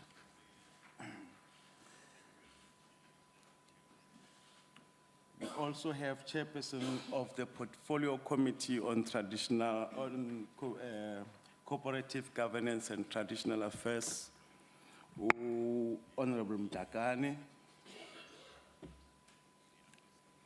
Of course, the Deputy Chairperson of the National House of Traditional Leaders, Nkosi Esmahlangu Nzunza. And honorable members of the House, members of Parliament in our midst, former Chairperson of the National House, the founding Chairperson of the National House of Traditional Leaders, Nkosi Victor Shubing, Mrch. Oh, at the back there. We also are graced by the chairperson of Ntluyadi Khosi ya Botswana, Khosi Gaborone, and the deputy chairperson, Khosi Malope wa Bobedi, Khosi Gaborone, Gorhanka Pula Bagaetsho. Ra leboga. Chairperson of the United National Development Program, Re Fofang, members of Portfolio and Select Committee present, MEC Mtsweni wa Mpumalanga, MEC Makrupecha wa Limpopo, MEC Nomusa Dube Ngube wa KwaZulu Natal, the MEC Kasa from the Eastern Cape Province. Members of the National House and their spouses, you are most welcome, including my family, my wife and 2 daughters. Where are they? Thank you very much. All deputy chairpersons and chairpersons of provincial houses of traditional leaders. This is, of course, your house. President of Contra Lesat, Khosi Sitla Morago Thobejane, and Deputy Khosi Nyalala Bilani. Chairperson of the National Khoisan Council, Mr. Cecil Lefray. Heads of representatives of political parties present. Director General in the Department of Traditional Affairs, Charles Noila, Dr. Noila, and Director General in the Presidency, Relubisi. Director General of the Department of Small Business, Ms. Fries, Director General of the Department of Public Works, Mr. Dlabandu, and Director General of the Department of Labor, Mr. Tila Mati. Heads of Department of COCTA in various provinces, mayors, your worship present. We also have in our midst heads or representatives of Chapter 9 institutions as follows: the Chairperson of the Municipal Demarcation Board, Chairperson of the Independent Electoral Commission, Rema Shinini, Chairperson of the National Heritage Council, Rebalintule, Mayor Tupana of the Demarcation Board, and the Chairperson of Mrc, Professor Sateke, and CRL Commission, Professor Musoma, the Deputy Chairperson of the CRL Rights Commission, and representative from business, in particular our special guest from Samsung Electronics South Africa, the Managing Director, Mr. Khan, and our special guest from Bush Telegraph. Representative of the faith-based organization and traditional leaders, Baru Dubai, so you are welcome. And officials of government, ladies and gentlemen, you are all warmly welcome. Your presence is appreciated greatly. Thank you very much. Honorable President, may I have the honor of inviting you to the podium as it's time for you to address this august gathering. Distinguished guests, please join me in welcoming His Excellency, the President, to deliver his annual official address to the first sitting of the fourth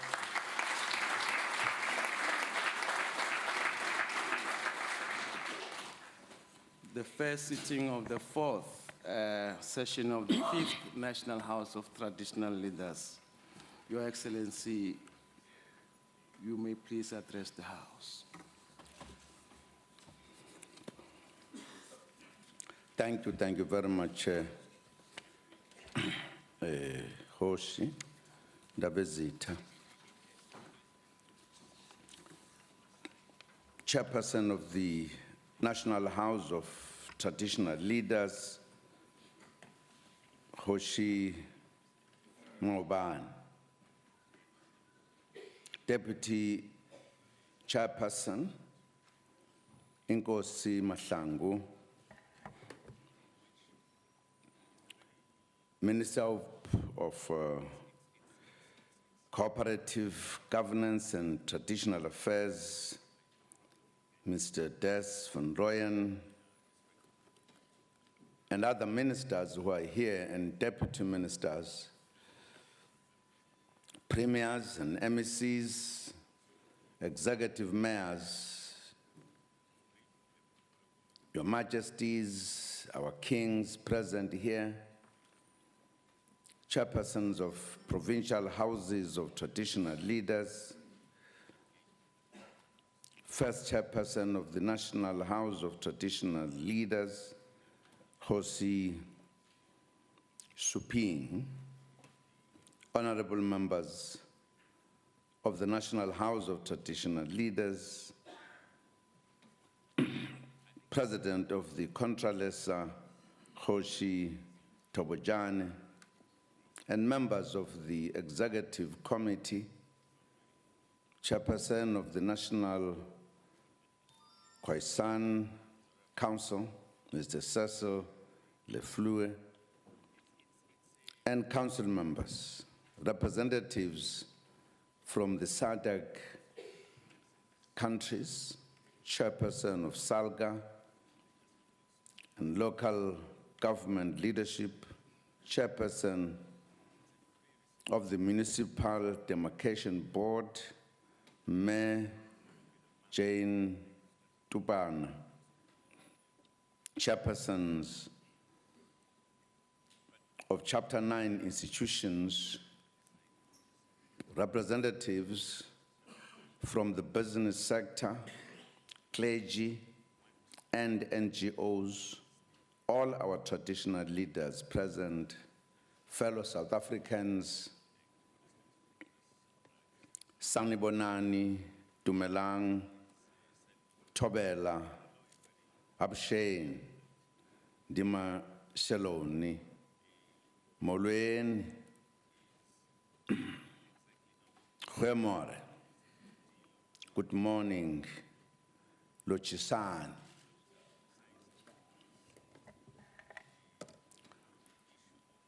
I greet you all on this important occasion of the official opening of the National House of Traditional Leaders for its 2017 to 2018 business. The National House of Traditional Leaders marks its 20th anniversary this year, which coincides with the 20th anniversary of the Constitution of the Republic. We congratulate all traditional leaders for their contribution to the work of the House in the past 2 decades. Honorable Chairperson, the year 2017 is the year of Isitwalandwe Siaparankwe, Oliver Reginald Tambo. He would have turned 100 years old this year had he lived. We have declared it the year of deepening unity amongst all South Africans in the memory of this great liberation hero who wanted only the best for his country. It is also the year of advancing radical social economic transformation towards economic liberation, which has been our mission for more than a century.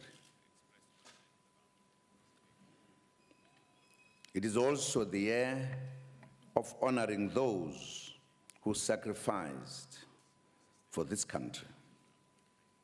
On the 21st February, we marked the centenary of the sinking of the troop ship, the SS Mendi, in which more than 600 black soldiers perished on their way to the First World War. Their sacrifice is a reminder of our brutal past and highlights the fact that South Africa must celebrate the tremendous strides we have made towards building a national democratic society, a society that is united, non-racial, non-sexist, democratic, and prosperous. Honorable members, as we look back on the past 20 years, we appreciate the progress that has been made in building and harmonizing the working relationship between government and the institution of traditional leadership. The houses or structures of traditional leaders have been established in the provinces.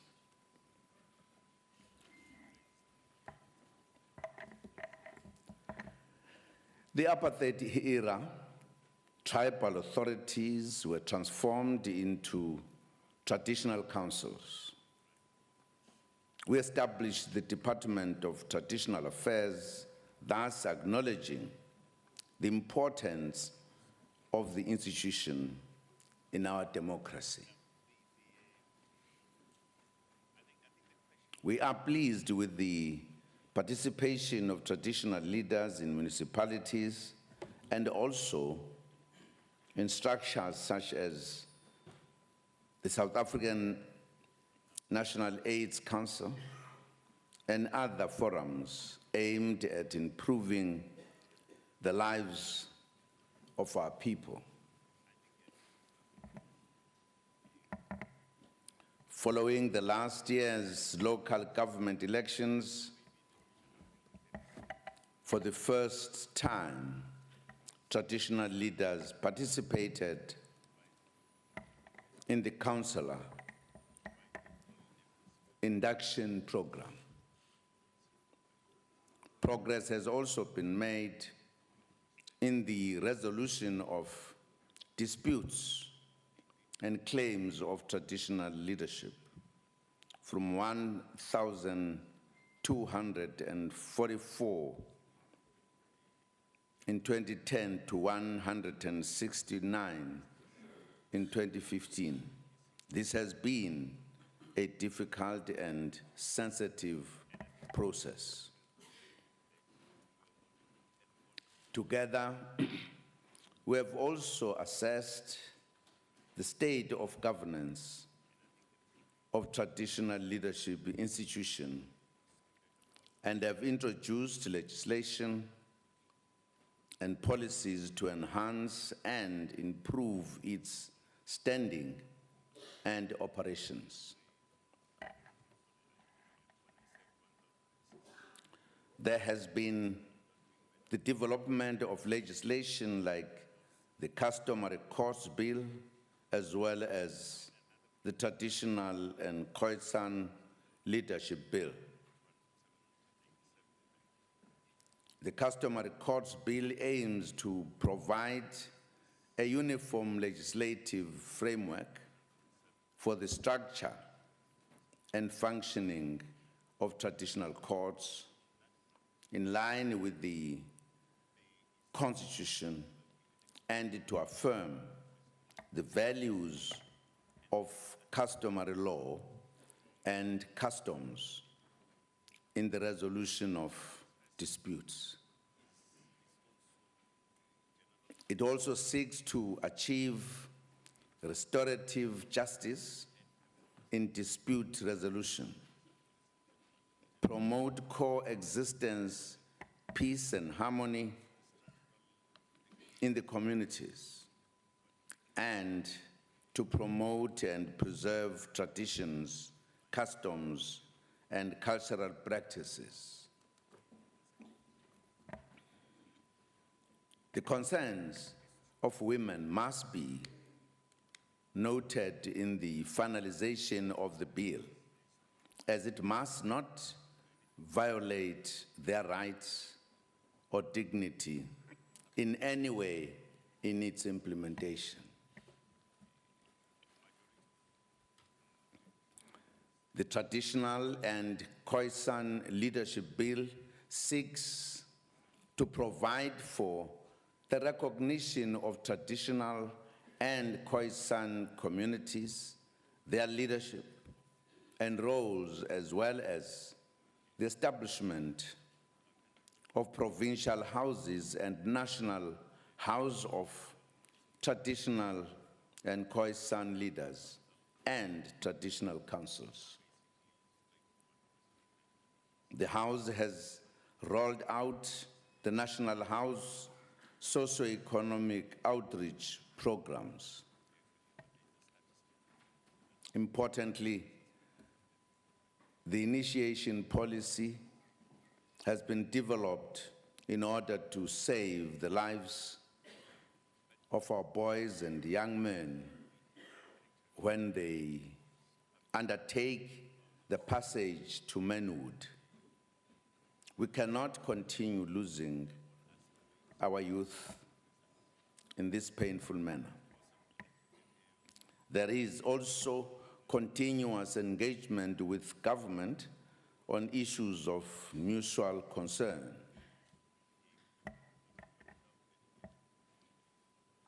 This is good progress indeed, although a lot of other matters also remain as we continue to build the institution of traditional leadership together. Some issues still require attention. The National House of Traditional Leaders must attend to the unending disputes within the institution of traditional leadership. These disputes retard development and social cohesion. One mechanism of ending disputes is to assist royal families to understand their roles in relation to the roles of the traditional councils.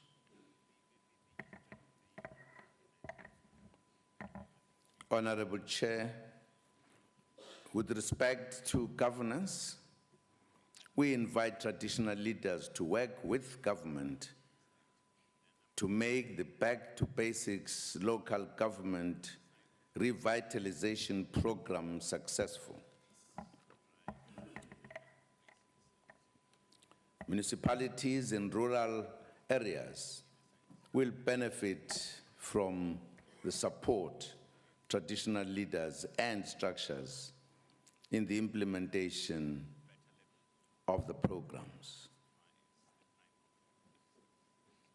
The National House, working with provincial and local houses of traditional leaders, must also look at those traditional leadership councils that are not functional as per the assessment and develop a mechanism to assist them. It is also vital that traditional leaders participate in policy development, implementation, and monitoring. The influence of traditional leaders on government policy will ensure that we do not lose some of the culture, customs, and traditions that define who we are as African people. At the same time, we also need a review of the cultures and customs that are considered to be harmful, such as child marriages, forced marriages, or forced relationships that violate the rights of women and girl children.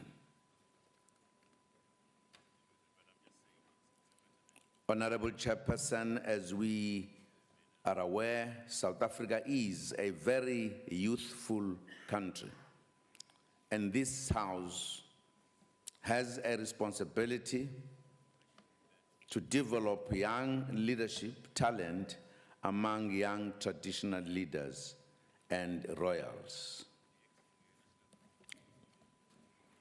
We are fortunate to have experienced and seasoned traditional leaders who can mentor and provide guidance to young leaders such as Inkosi Ngangomhlaba Matanzima, Inkosi Mangosu Tubuthelezi, as well as Khosi Suping. This will enhance the restoration of dignity of our traditional leaders and the institution of traditional leadership. Chairperson, in the State of the Nation address, we emphasize the need for radical socio-economic transformation. This has been the mission of the governing party for decades, as articulated in the Freedom Charter, that the people shall share in the country's wealth. We have declared 2017 the year of implementing this vision in a more practical and visible manner. President Tambo, and indeed leaders of the ANC before him, spoke clearly about this mission of economic emancipation. Addressing the first Congress of the Angolan ruling party, the MPLA, on the 12th December 1977, he said, and I quote, "We of the African National Congress visualize a South Africa in which the people shall govern, in which the wealth of the country shall be restored to the people, and where the land shall be shared among those who work it. We aim to establish in our country a society free of the exploitation of man by man," unquote. The governing party declared at the last national conference in Mangaung in 2012 that we had entered the second phase in our transition from apartheid colonialism to a national democratic society.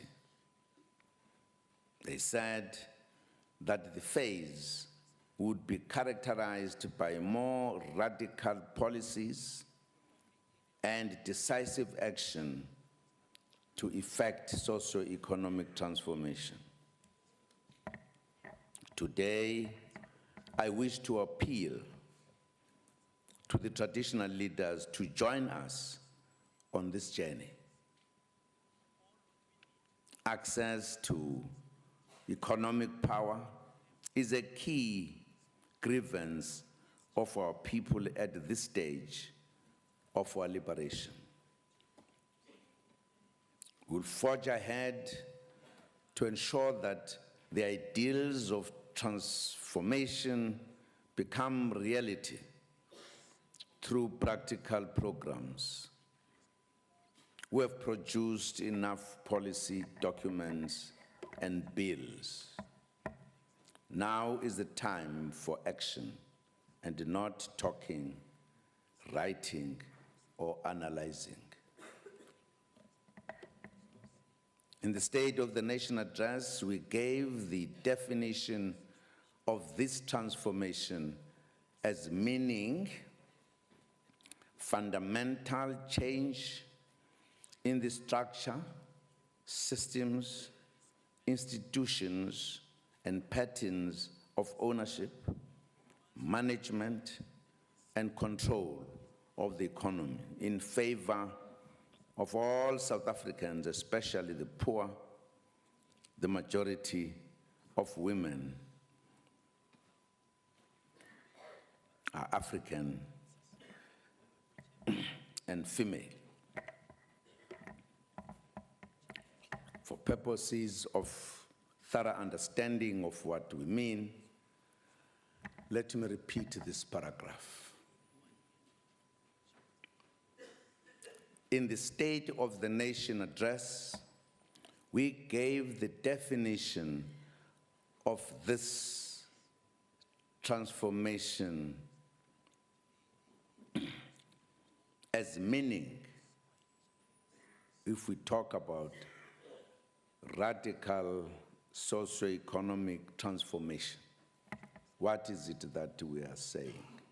It's important for my leaders here to understand what we say. Let me repeat it properly, because I want us to understand it clearly.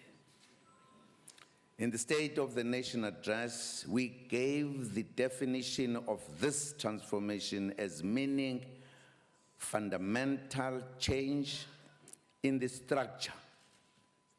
That is the structure of the economy, systems, institutions, and patterns of ownership, management and control of the economy in favor of all South Africans, especially the poor, the majority of whom are African and female.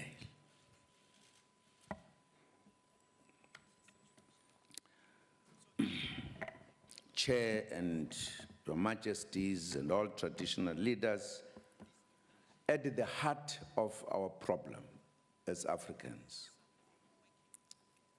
has been the fact that our political authority, our economic control, our land was taken away. At the heart of describing our freedom as complete, it is when these have been addressed. We've addressed the political power, we have it. We can vote, we can make laws, etc. The economy is not in our hands. We are not in control of the economic power.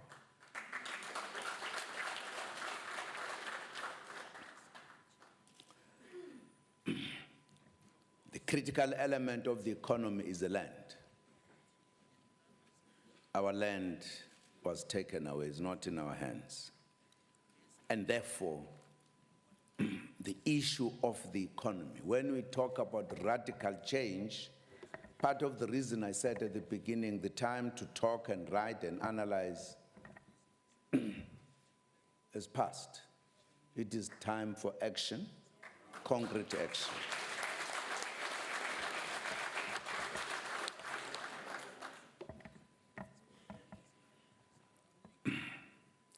This is a matter, I believe, the majority, the blacks in general and the Africans in particular, it's not a matter to quarrel about. It's not a matter to disagree about. If we do so, we'll not be putting together our strength. And we might get back to the time when the land was taken away from us as different groupings, when we're not united. We need to be united on this matter.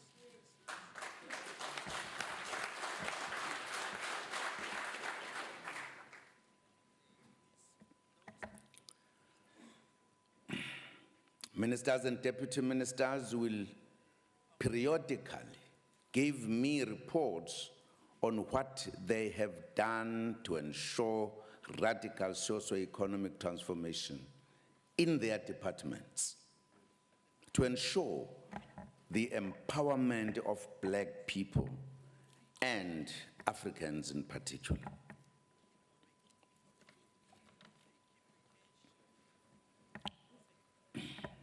We urge our traditional leaders to use this opportunity to bring about economic stability and cultural development in rural areas. There are many opportunities, heritage sites ought to be developed in an effort to contribute to local communities through the promotion of cultural tourism. The Department of Arts and Culture, as well as small business development, will play a critical role in ensuring that realization of such partnerships and development as part of developing thriving rural economies. Government is also actively involved in revitalizing industrial parks, some of which are in rural areas and former homelands areas, to bring work opportunities closer to the people in rural areas and townships. To date, the Department of Trade and Industry has approved in excess of 280 million rand for revitalizing 8 of these industrial parks, and 10 have been identified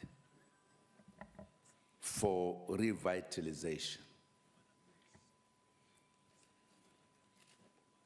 4 of the parks have been launched after the completion of the first phase of the revitalization program. These are the Seshego Industrial Park in Limpopo, Bushabelo Industrial Park in the Free State, Isitebe Industrial Park in KwaZulu-Natal, and Komani Industrial Park in the Eastern Cape. We are also expanding the Special Economic Zones program, including the former Industrial Development Zones, or IDZs. The special projects continue to play an important role in the attraction of foreign and domestic direct investment into the economy. To date, 8 zones have been designated across the country. These are Kucha and East London IDZs in the Eastern Cape, Dube Trade Port and Richards Bay IDZ in KwaZulu-Natal, OR Tambo IDZ in Gauteng, Saldanha Bay IDZ in the Western Cape,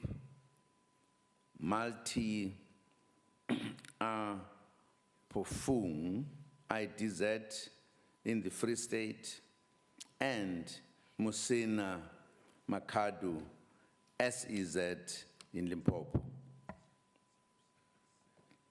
The operational zones have attracted in total of 69 investment projects which are already on site, with a combined investment value of 9.4 billion rand.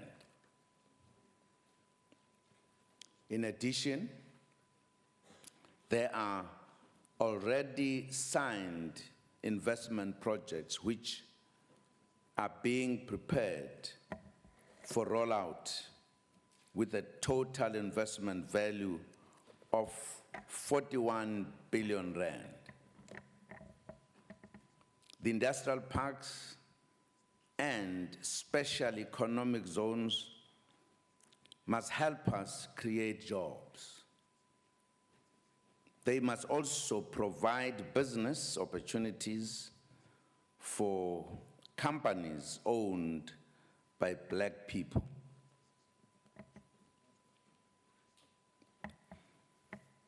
In other words, Chair, we are saying during the apartheid policy when we had homelands, you had what was called border industries. It was done with a different intention, to take us away from the cities. We are now saying, following our policy of rural development, taking services to the people in their country free when they are in charge, we must now go to these areas and create jobs.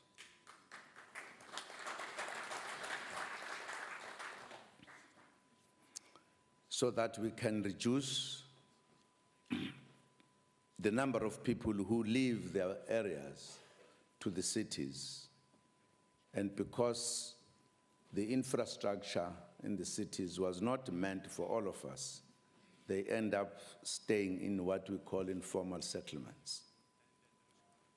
In other words, we must be innovative in creating the economy that we must control. That's why we list these areas where we are now taking investment to, in the rural areas. When we say let us develop townships and rural areas, we must be practical about it.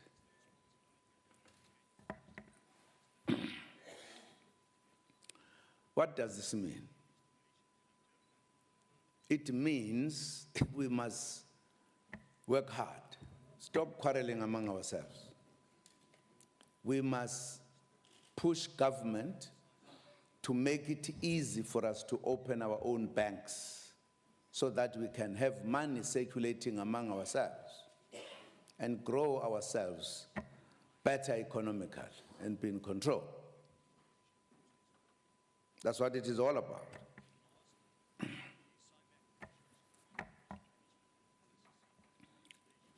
Honorable members, the land question is central to the investment, to the achievement rather, of the national democratic society and true reconciliation and empowerment of our people. It is a central issue for traditional leaders.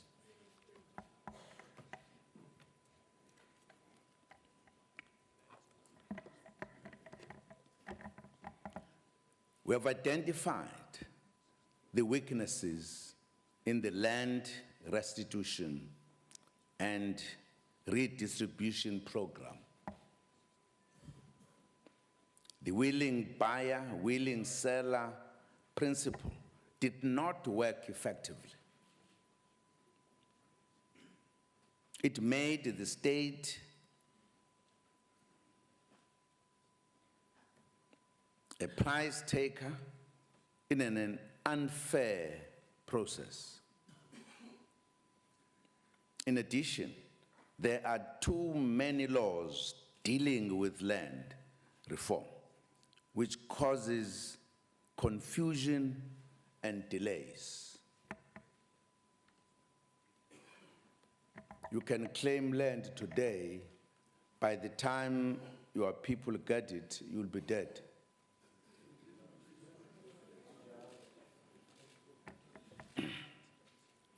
The fact remains that land hunger is real.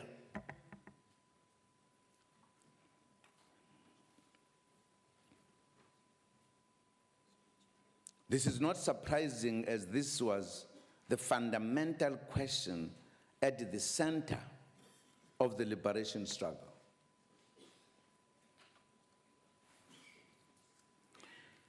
Part of the reason this issue becomes very serious is that the place that we were pushed to by colonialists, which were called reserves, because our population has been growing where we stay in our areas, the land is not growing. Even areas to till land or for our cattle to graze has been reducing. So the space is disappearing. It's a reality. Our population is growing, the land is not expanding. So it's a challenge. And I think the time has come that we should fix all of this for the benefit of the citizens of the country. And therefore the issue is absolutely crucial. And to attain the goal of radical socio-economic transformation in relation to land reform, we are looking at two critical actions. First, we must undertake a pre-colonial audit of land ownership, use, and occupation patterns. Once the audit has been completed, a single law should be developed to address the issue of land restitution without compensation.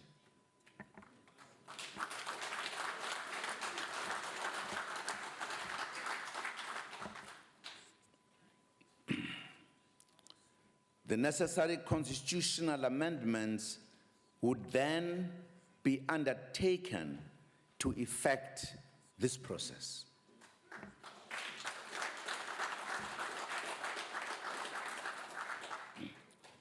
That's why we need to accept the reality that those who are in parliament where laws are made, particularly the black parties on this issue, should unite, because we need 2/3 majority to effect changes in the Constitution.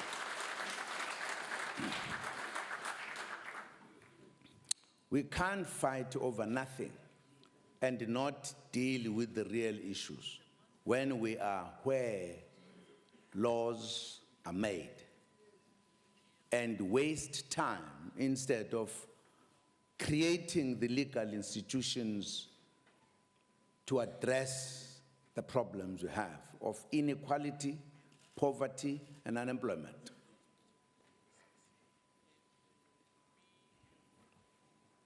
We are also looking at the possible redesign and establishment of the National Land Claims Commission as a Chapter 9 institution, so that it can have the necessary powers to help us reverse this historical injustice.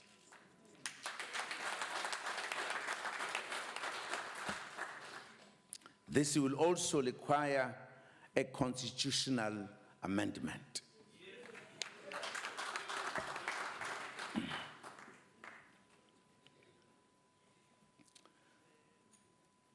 All of this will require unity and common purpose and action in the country to ensure redress and meaningful reconciliation, not artificial reconciliation.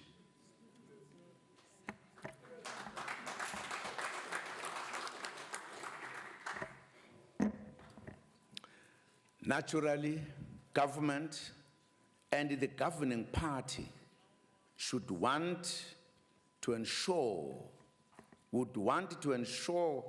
that this is an orderly process. We do not support chaos and illegal land grab. Actions must be informed by the Constitution and the laws of the land. Let me repeat this paragraph.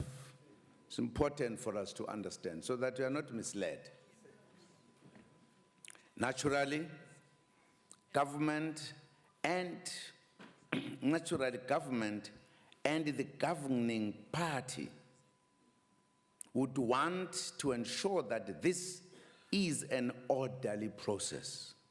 We do not support chaos and illegal land grabs. Actions that we will undertake must be informed by the Constitution and the laws of the land.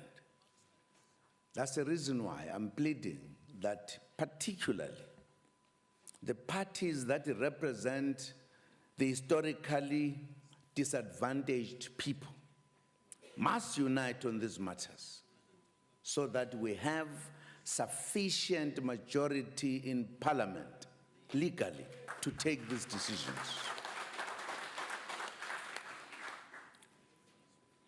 Because this decision must be taken and must be taken democratically. And we must use our majority to correct the wrongs in this country. Within the law, within the Constitution. It's absolutely important. And I wanted to stress this point to the traditional leaders because I believe time has come that all of us should unite and speak in one voice, have the same purpose. No one will help us but ourselves.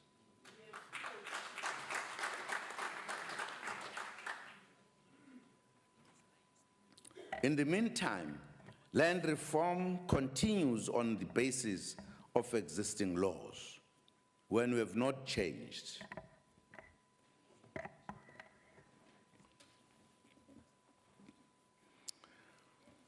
You know, I can tell you some of the painful things. One of my great-grandfathers, who was a traditional leader, Ulgaju. Those who know some areas in KZN or the road from Durban to Johannesburg, if you pass Pietermaritzburg, go to Howick, there is a huge dam there called Midma Dam. That land belonged to the Zumas. And at the end of the dam up there, there is a grave of Lugaju. It is in the farm of a white person. If we want to go and visit the grave, we have to ask for permission. And if he says, no, not this time, we can't go. This is the reality, what is happening now. We've claimed the land. Laba babhukuda lapha eMidmadam uma ubuyile lo mhlaba bazokhokha lakithi. That's economy. That dam is economy.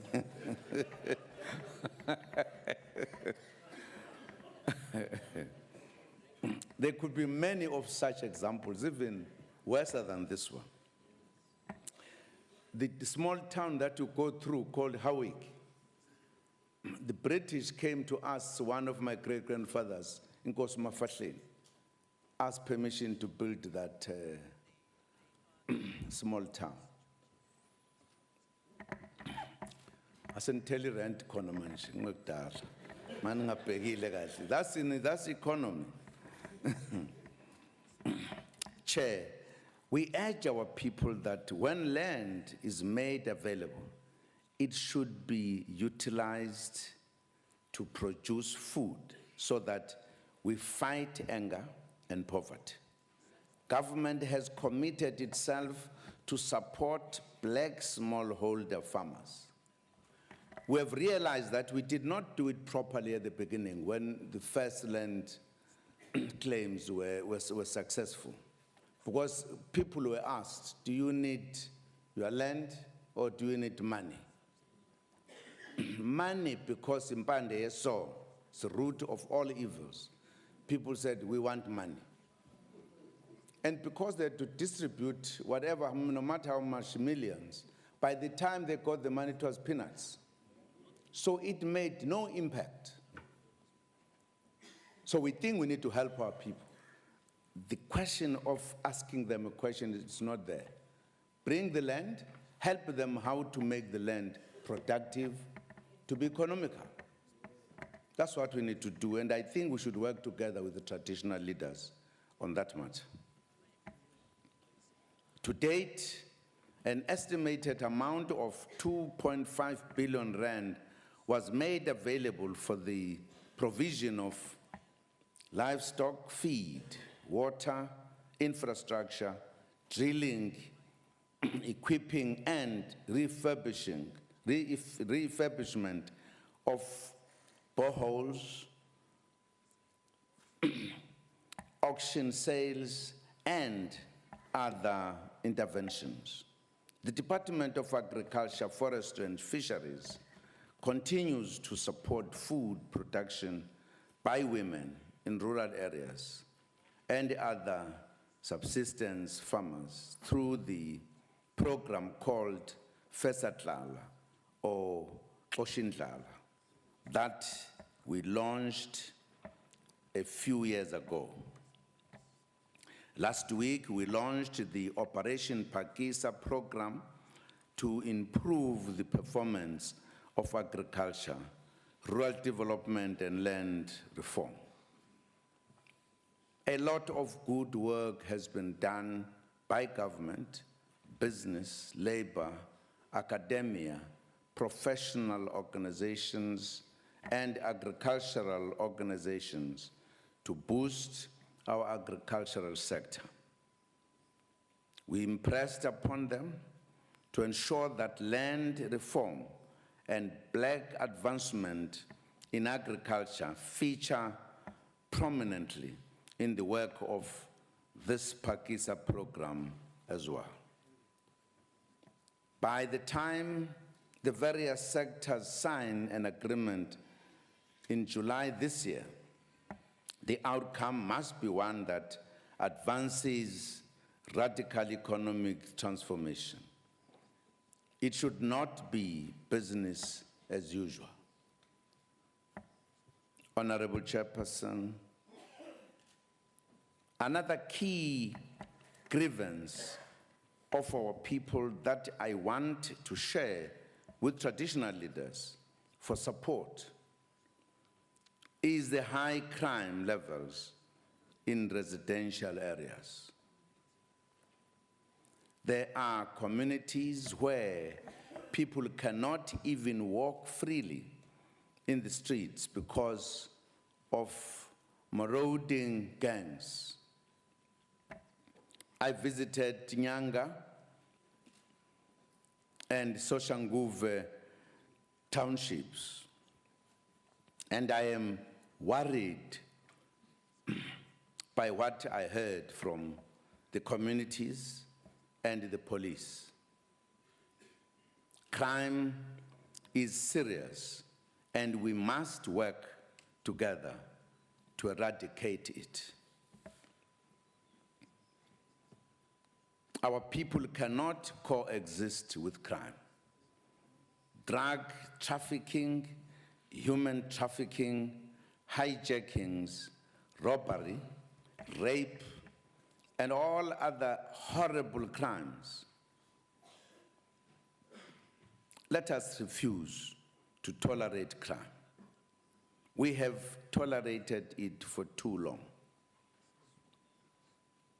I will be visiting other communities to provide support and to ensure that work is being done to make our people safer.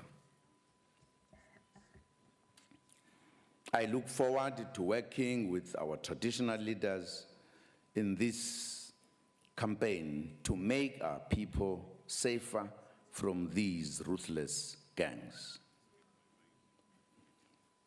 I've had a meeting with the cluster, security cluster, to discuss the matter of crime. I've said it is not possible that we cannot protect our citizens. It is not possible that we accept the fact that crime is there and it looks like we are helpless. We must do everything to eradicate it. We must deal with drugs. The damage that drugs are doing to our nation, we will realize perhaps at a few decades that we should have acted earlier. A few days ago, I met the young people in Soshanguve who are abusing drugs. All of them, with no exception, were asking, please help us. We want to leave this thing. It is destroying our lives. Don't want to continue with it. It's difficult to leave it because we go to rehabs and come back to the same conditions, and we get back to it. And I've once again talked to the representative of the cluster that were with me to say, let us have a plan to get rid of this. Perhaps these young people can be an entry point to fight crime. If it means establishing a center where they can stay, those who are young, who could not finish school, encouraged, even if we create a school within the place or whatever we do, and take each one of them, give them jobs, and have as a national program to remove these. In other words, take them away from the environment which is very poor to a new environment. I think we need to do everything in our power to stop it. I think those who are known to be drug lords, whom I was told by the police know this, they are clever. They don't keep it in their houses. They keep it somewhere so that if you raid, you don't find. But if they are known they are selling drugs, let us deal with it. In my view, let us make the laws that are informed by our information. We need to deal with the source of the problem. And I'm making this point because the police might need support because at times it's difficult. When I was in Nyanga, the police officers said to me, we've done our best to arrest criminals, but the courts release them. What must we do? And it's a very difficult question to answer. It comes back to us. We can't, when we've made the laws, we can't pretend as if the laws are like 10 commandments that you cannot amend.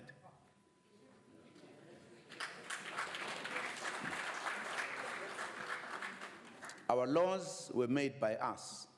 If they are weaker or they've got weaknesses, let us change them to be stronger.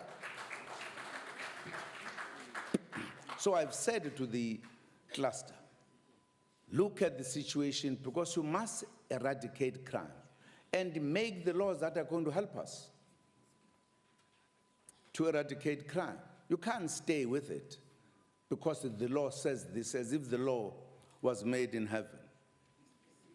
We made it here in this parliament, and let us change it so that it favors the victims. At the moment, the police were saying the manner in which the laws are operating, they favor the perpetrator than a victim. One police officer said to me, as we are standing here, 3 of us, if this one kills me and we are here, and you write details how this one was killed, and he is arrested, today, tomorrow he gets bail, he knows that when the court comes, he's going to jail. All he does is to work out a plan to kill this witness. And once this person is killed, what is on the paper has no force. He has no case, he's discharged. Now, to me, that is democracy going too far, overboard.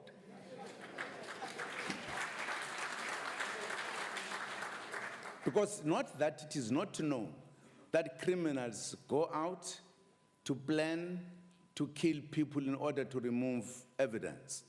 It's known. Why can't we make the law to stop it? So I'm working with the cluster to ensure that we work harder on this one. Because no matter how much we talk about any other good thing, but part of the crime is actually related to poverty, unemployment, and inequality. Because if we have the economy, we have things that we need, there will be no poverty. There will be no people who wake up in the morning not knowing what to eat. But whilst we are dealing with the bigger issues, let us deal with these specific issues. We need to work together. Chairperson, we also seek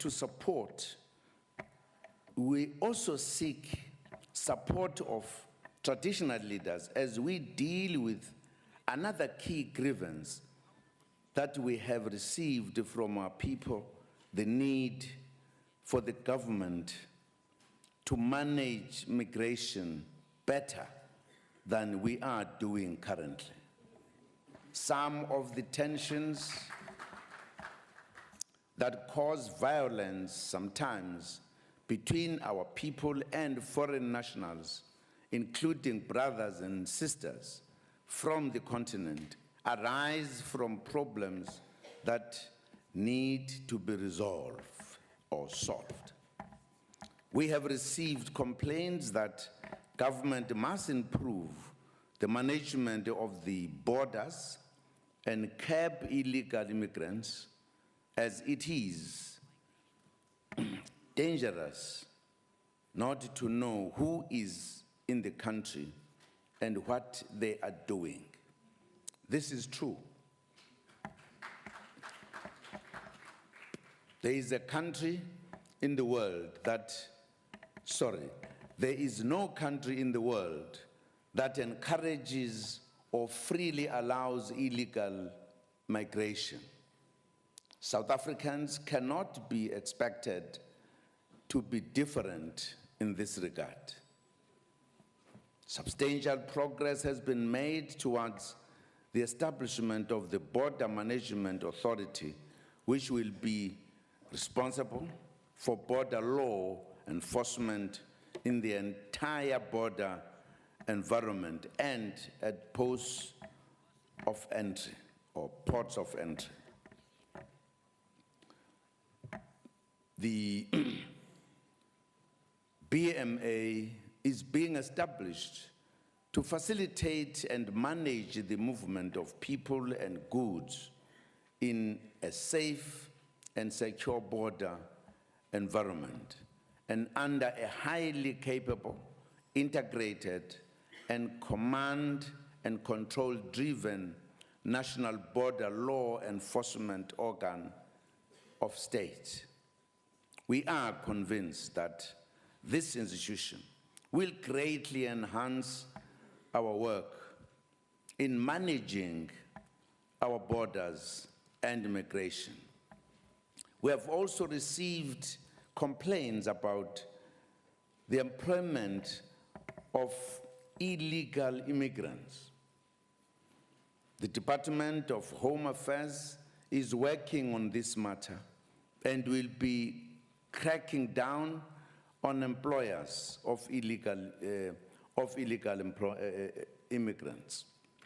The department has also indicated that they are working hard to differentiate between refugees and asylum seekers and economic refugees.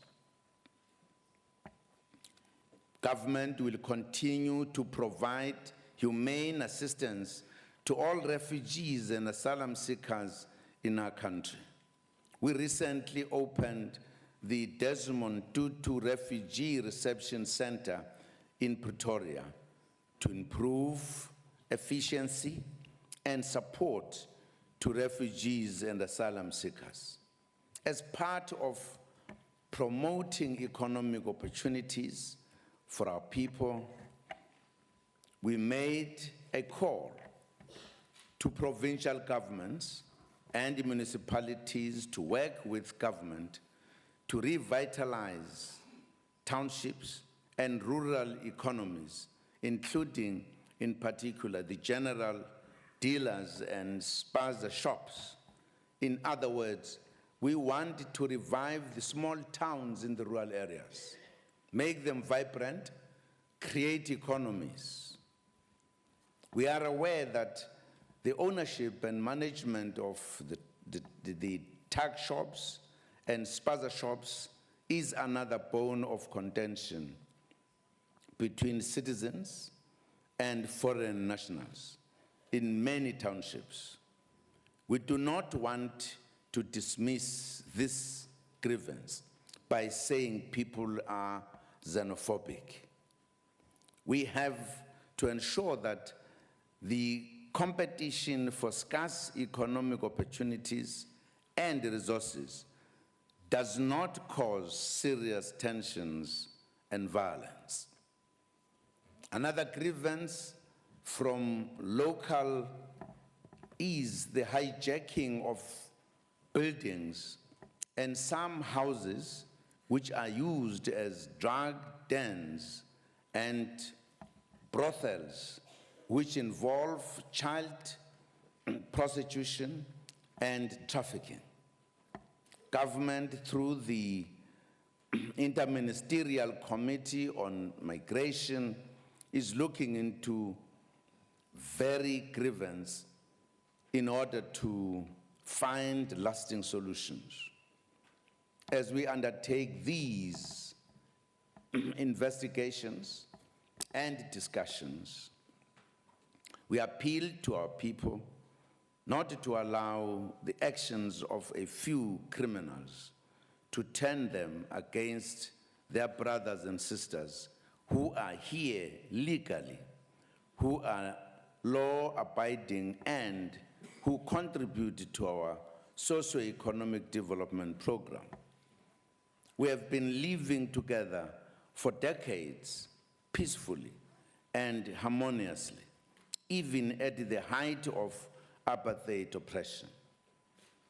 We also appeal to all non-nationals to ensure that they respect the laws of the land.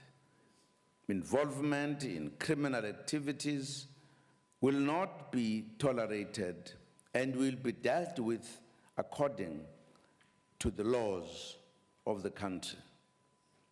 I will be meeting premiers and the South African Local Government Association on the 10th of March in the President's Coordinating Council. We will receive a report from the Interministerial Committee on Migration, among other issues on the agenda. We have to work together as the three spheres of government to find solutions. Chairperson and our leaders, I know that you are likely to be worried about the payment of social grants from the next financial year, given media reports.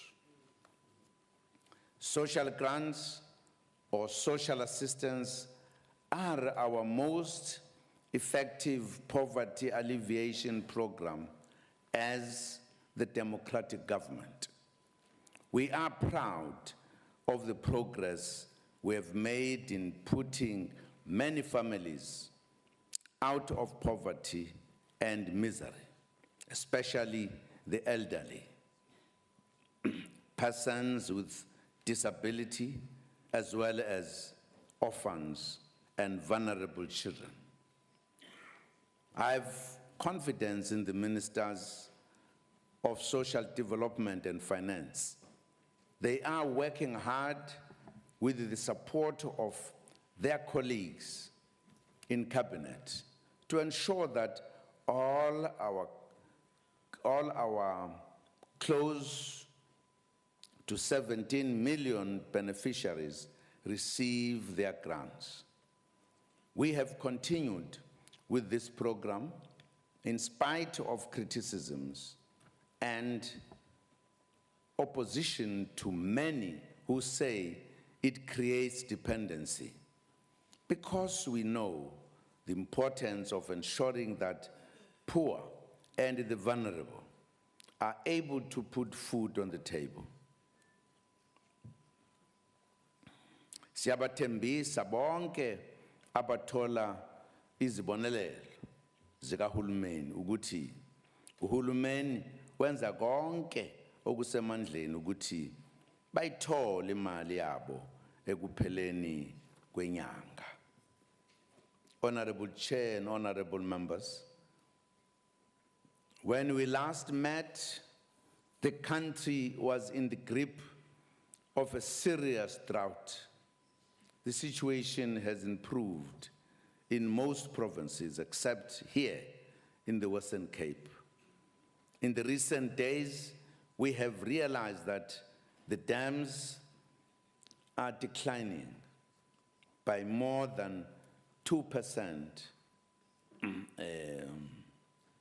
week on week in the provinces. The water restrictions that are in place have not resulted in any serious savings.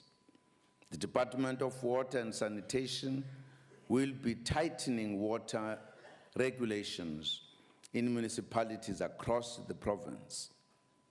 The agricultural sector has been informed of 10% additional water restrictions in order to curb excessive water use.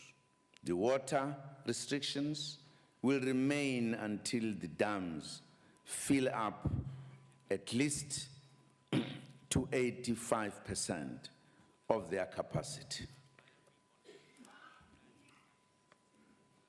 Additional or alternative water sources need to be found, including the recycling of rain, gray and black water, drilling of boreholes, where there is significant potential in groundwater, and the effective implementation of water conservation and demand management programs, including the War on Leaks programs.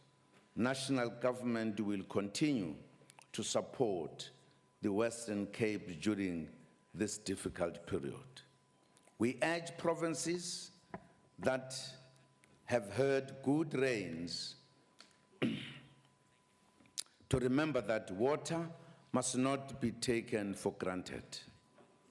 We must save water, even when we think we have it in abundance.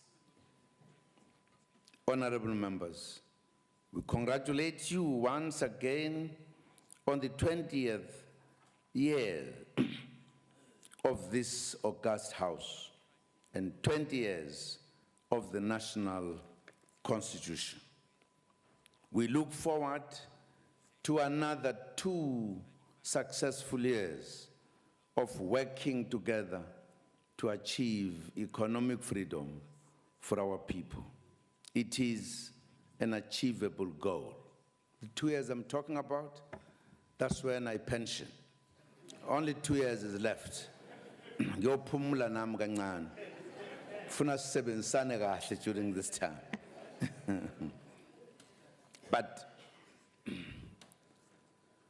Honorable Chair, my leaders, I've raised issues here, and I don't want us to glide over them when we debate, particularly on the economic changes, the radical economic transformation, on the land issue, crime.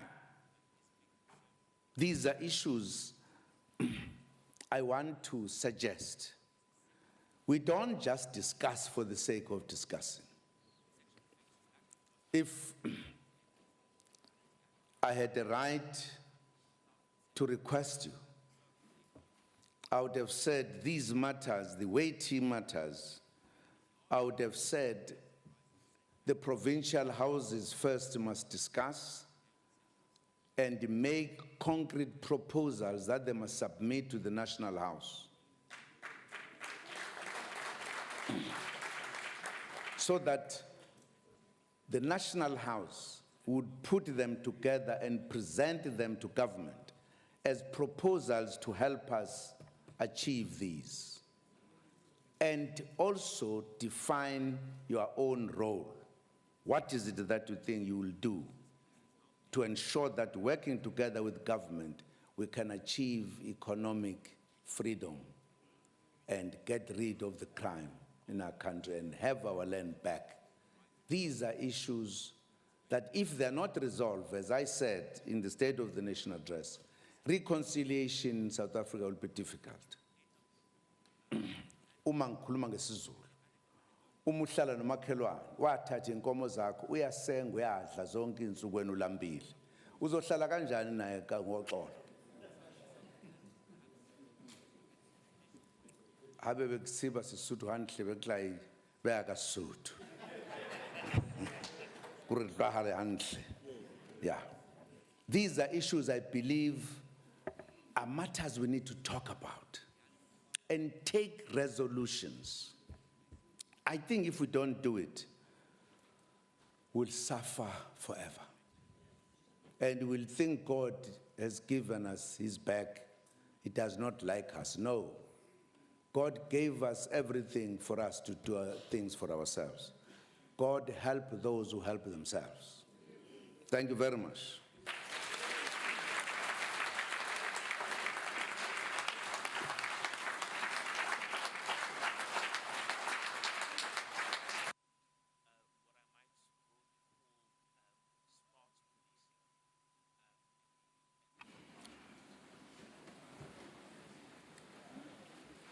Thank you, Your Excellency. Thank you, Ngamalala, Honorable President, for such an inspiring annual address. Much appreciated. We are indeed grateful. Thank you very much. I wish to extend an invitation to all of us present here today for the debate of the President's speech that will take place on the 30th of March, 2017 in this very same chamber, starting at 10 o'clock, to come and hear us debate. You are all invited.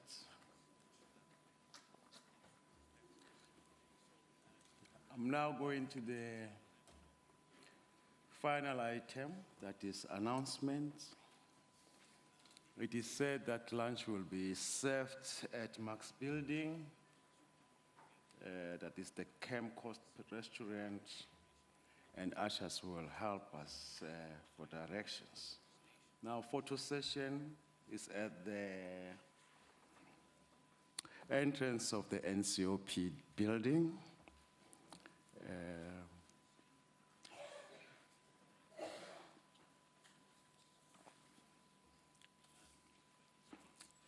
We will be assisted by the ushers. We expect that we will follow a correct order at the photo sessions. We will first have the National House members with the President, followed by the chairpersons, majesties, in that order, but will be assisted. Thank you very much for availing yourself to this August gathering, the official opening, annual official opening of the National House. The House is now officially open.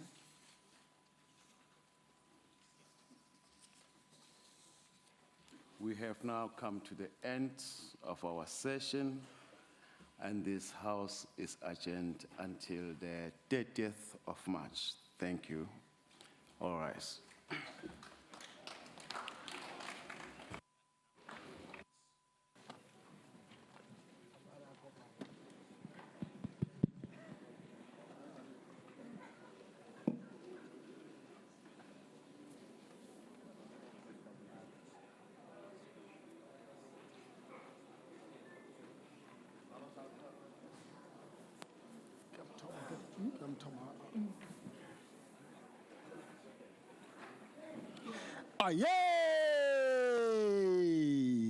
Yaloye President Waida Mcholozi, Ngamalala, Gedle Ihlekisa Jacob Zuma, Isheso, wena mthamu wa xitulu eka yindlu ya vurhangeri bya ndhavuko wa hina eAfrika-Dzonga, hosi Phiphi Mawubane, khabo mokgatla inamela setlhare ja borethu.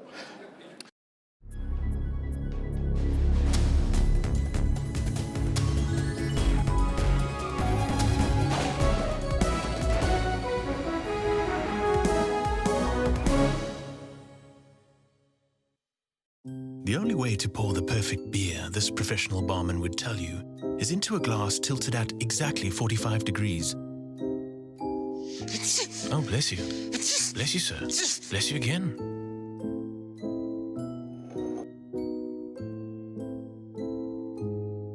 Well, we'd say the perfect way to pour a beer is at this angle, straight into your mouth. Get a 12-pack of Castle Lager 500ml cans for only $99.99 from Tops at Spa.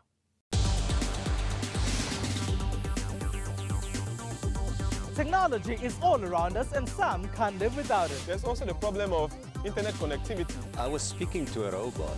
It also makes a few governments panic and therefore they block the internet from time to time. You just ban the internet, which is the source of my livelihood. For African technology and social media news, join me, Phumelele Zondi, on Network every Sunday at 7:30 p.m. Central African Time.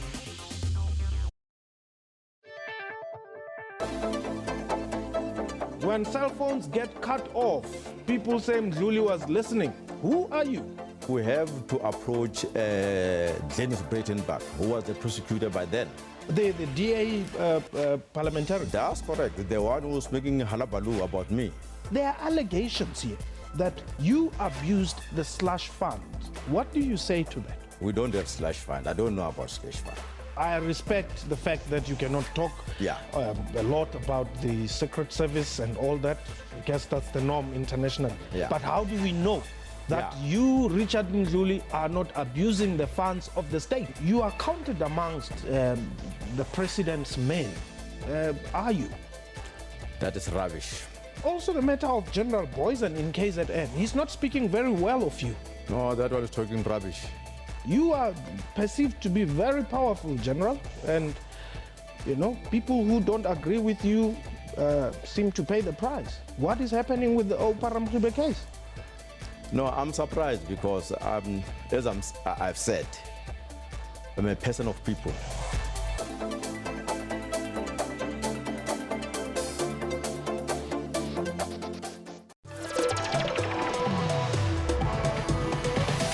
A top 5 rated horse racing event in the world, fashion is a highlight for those in attendance.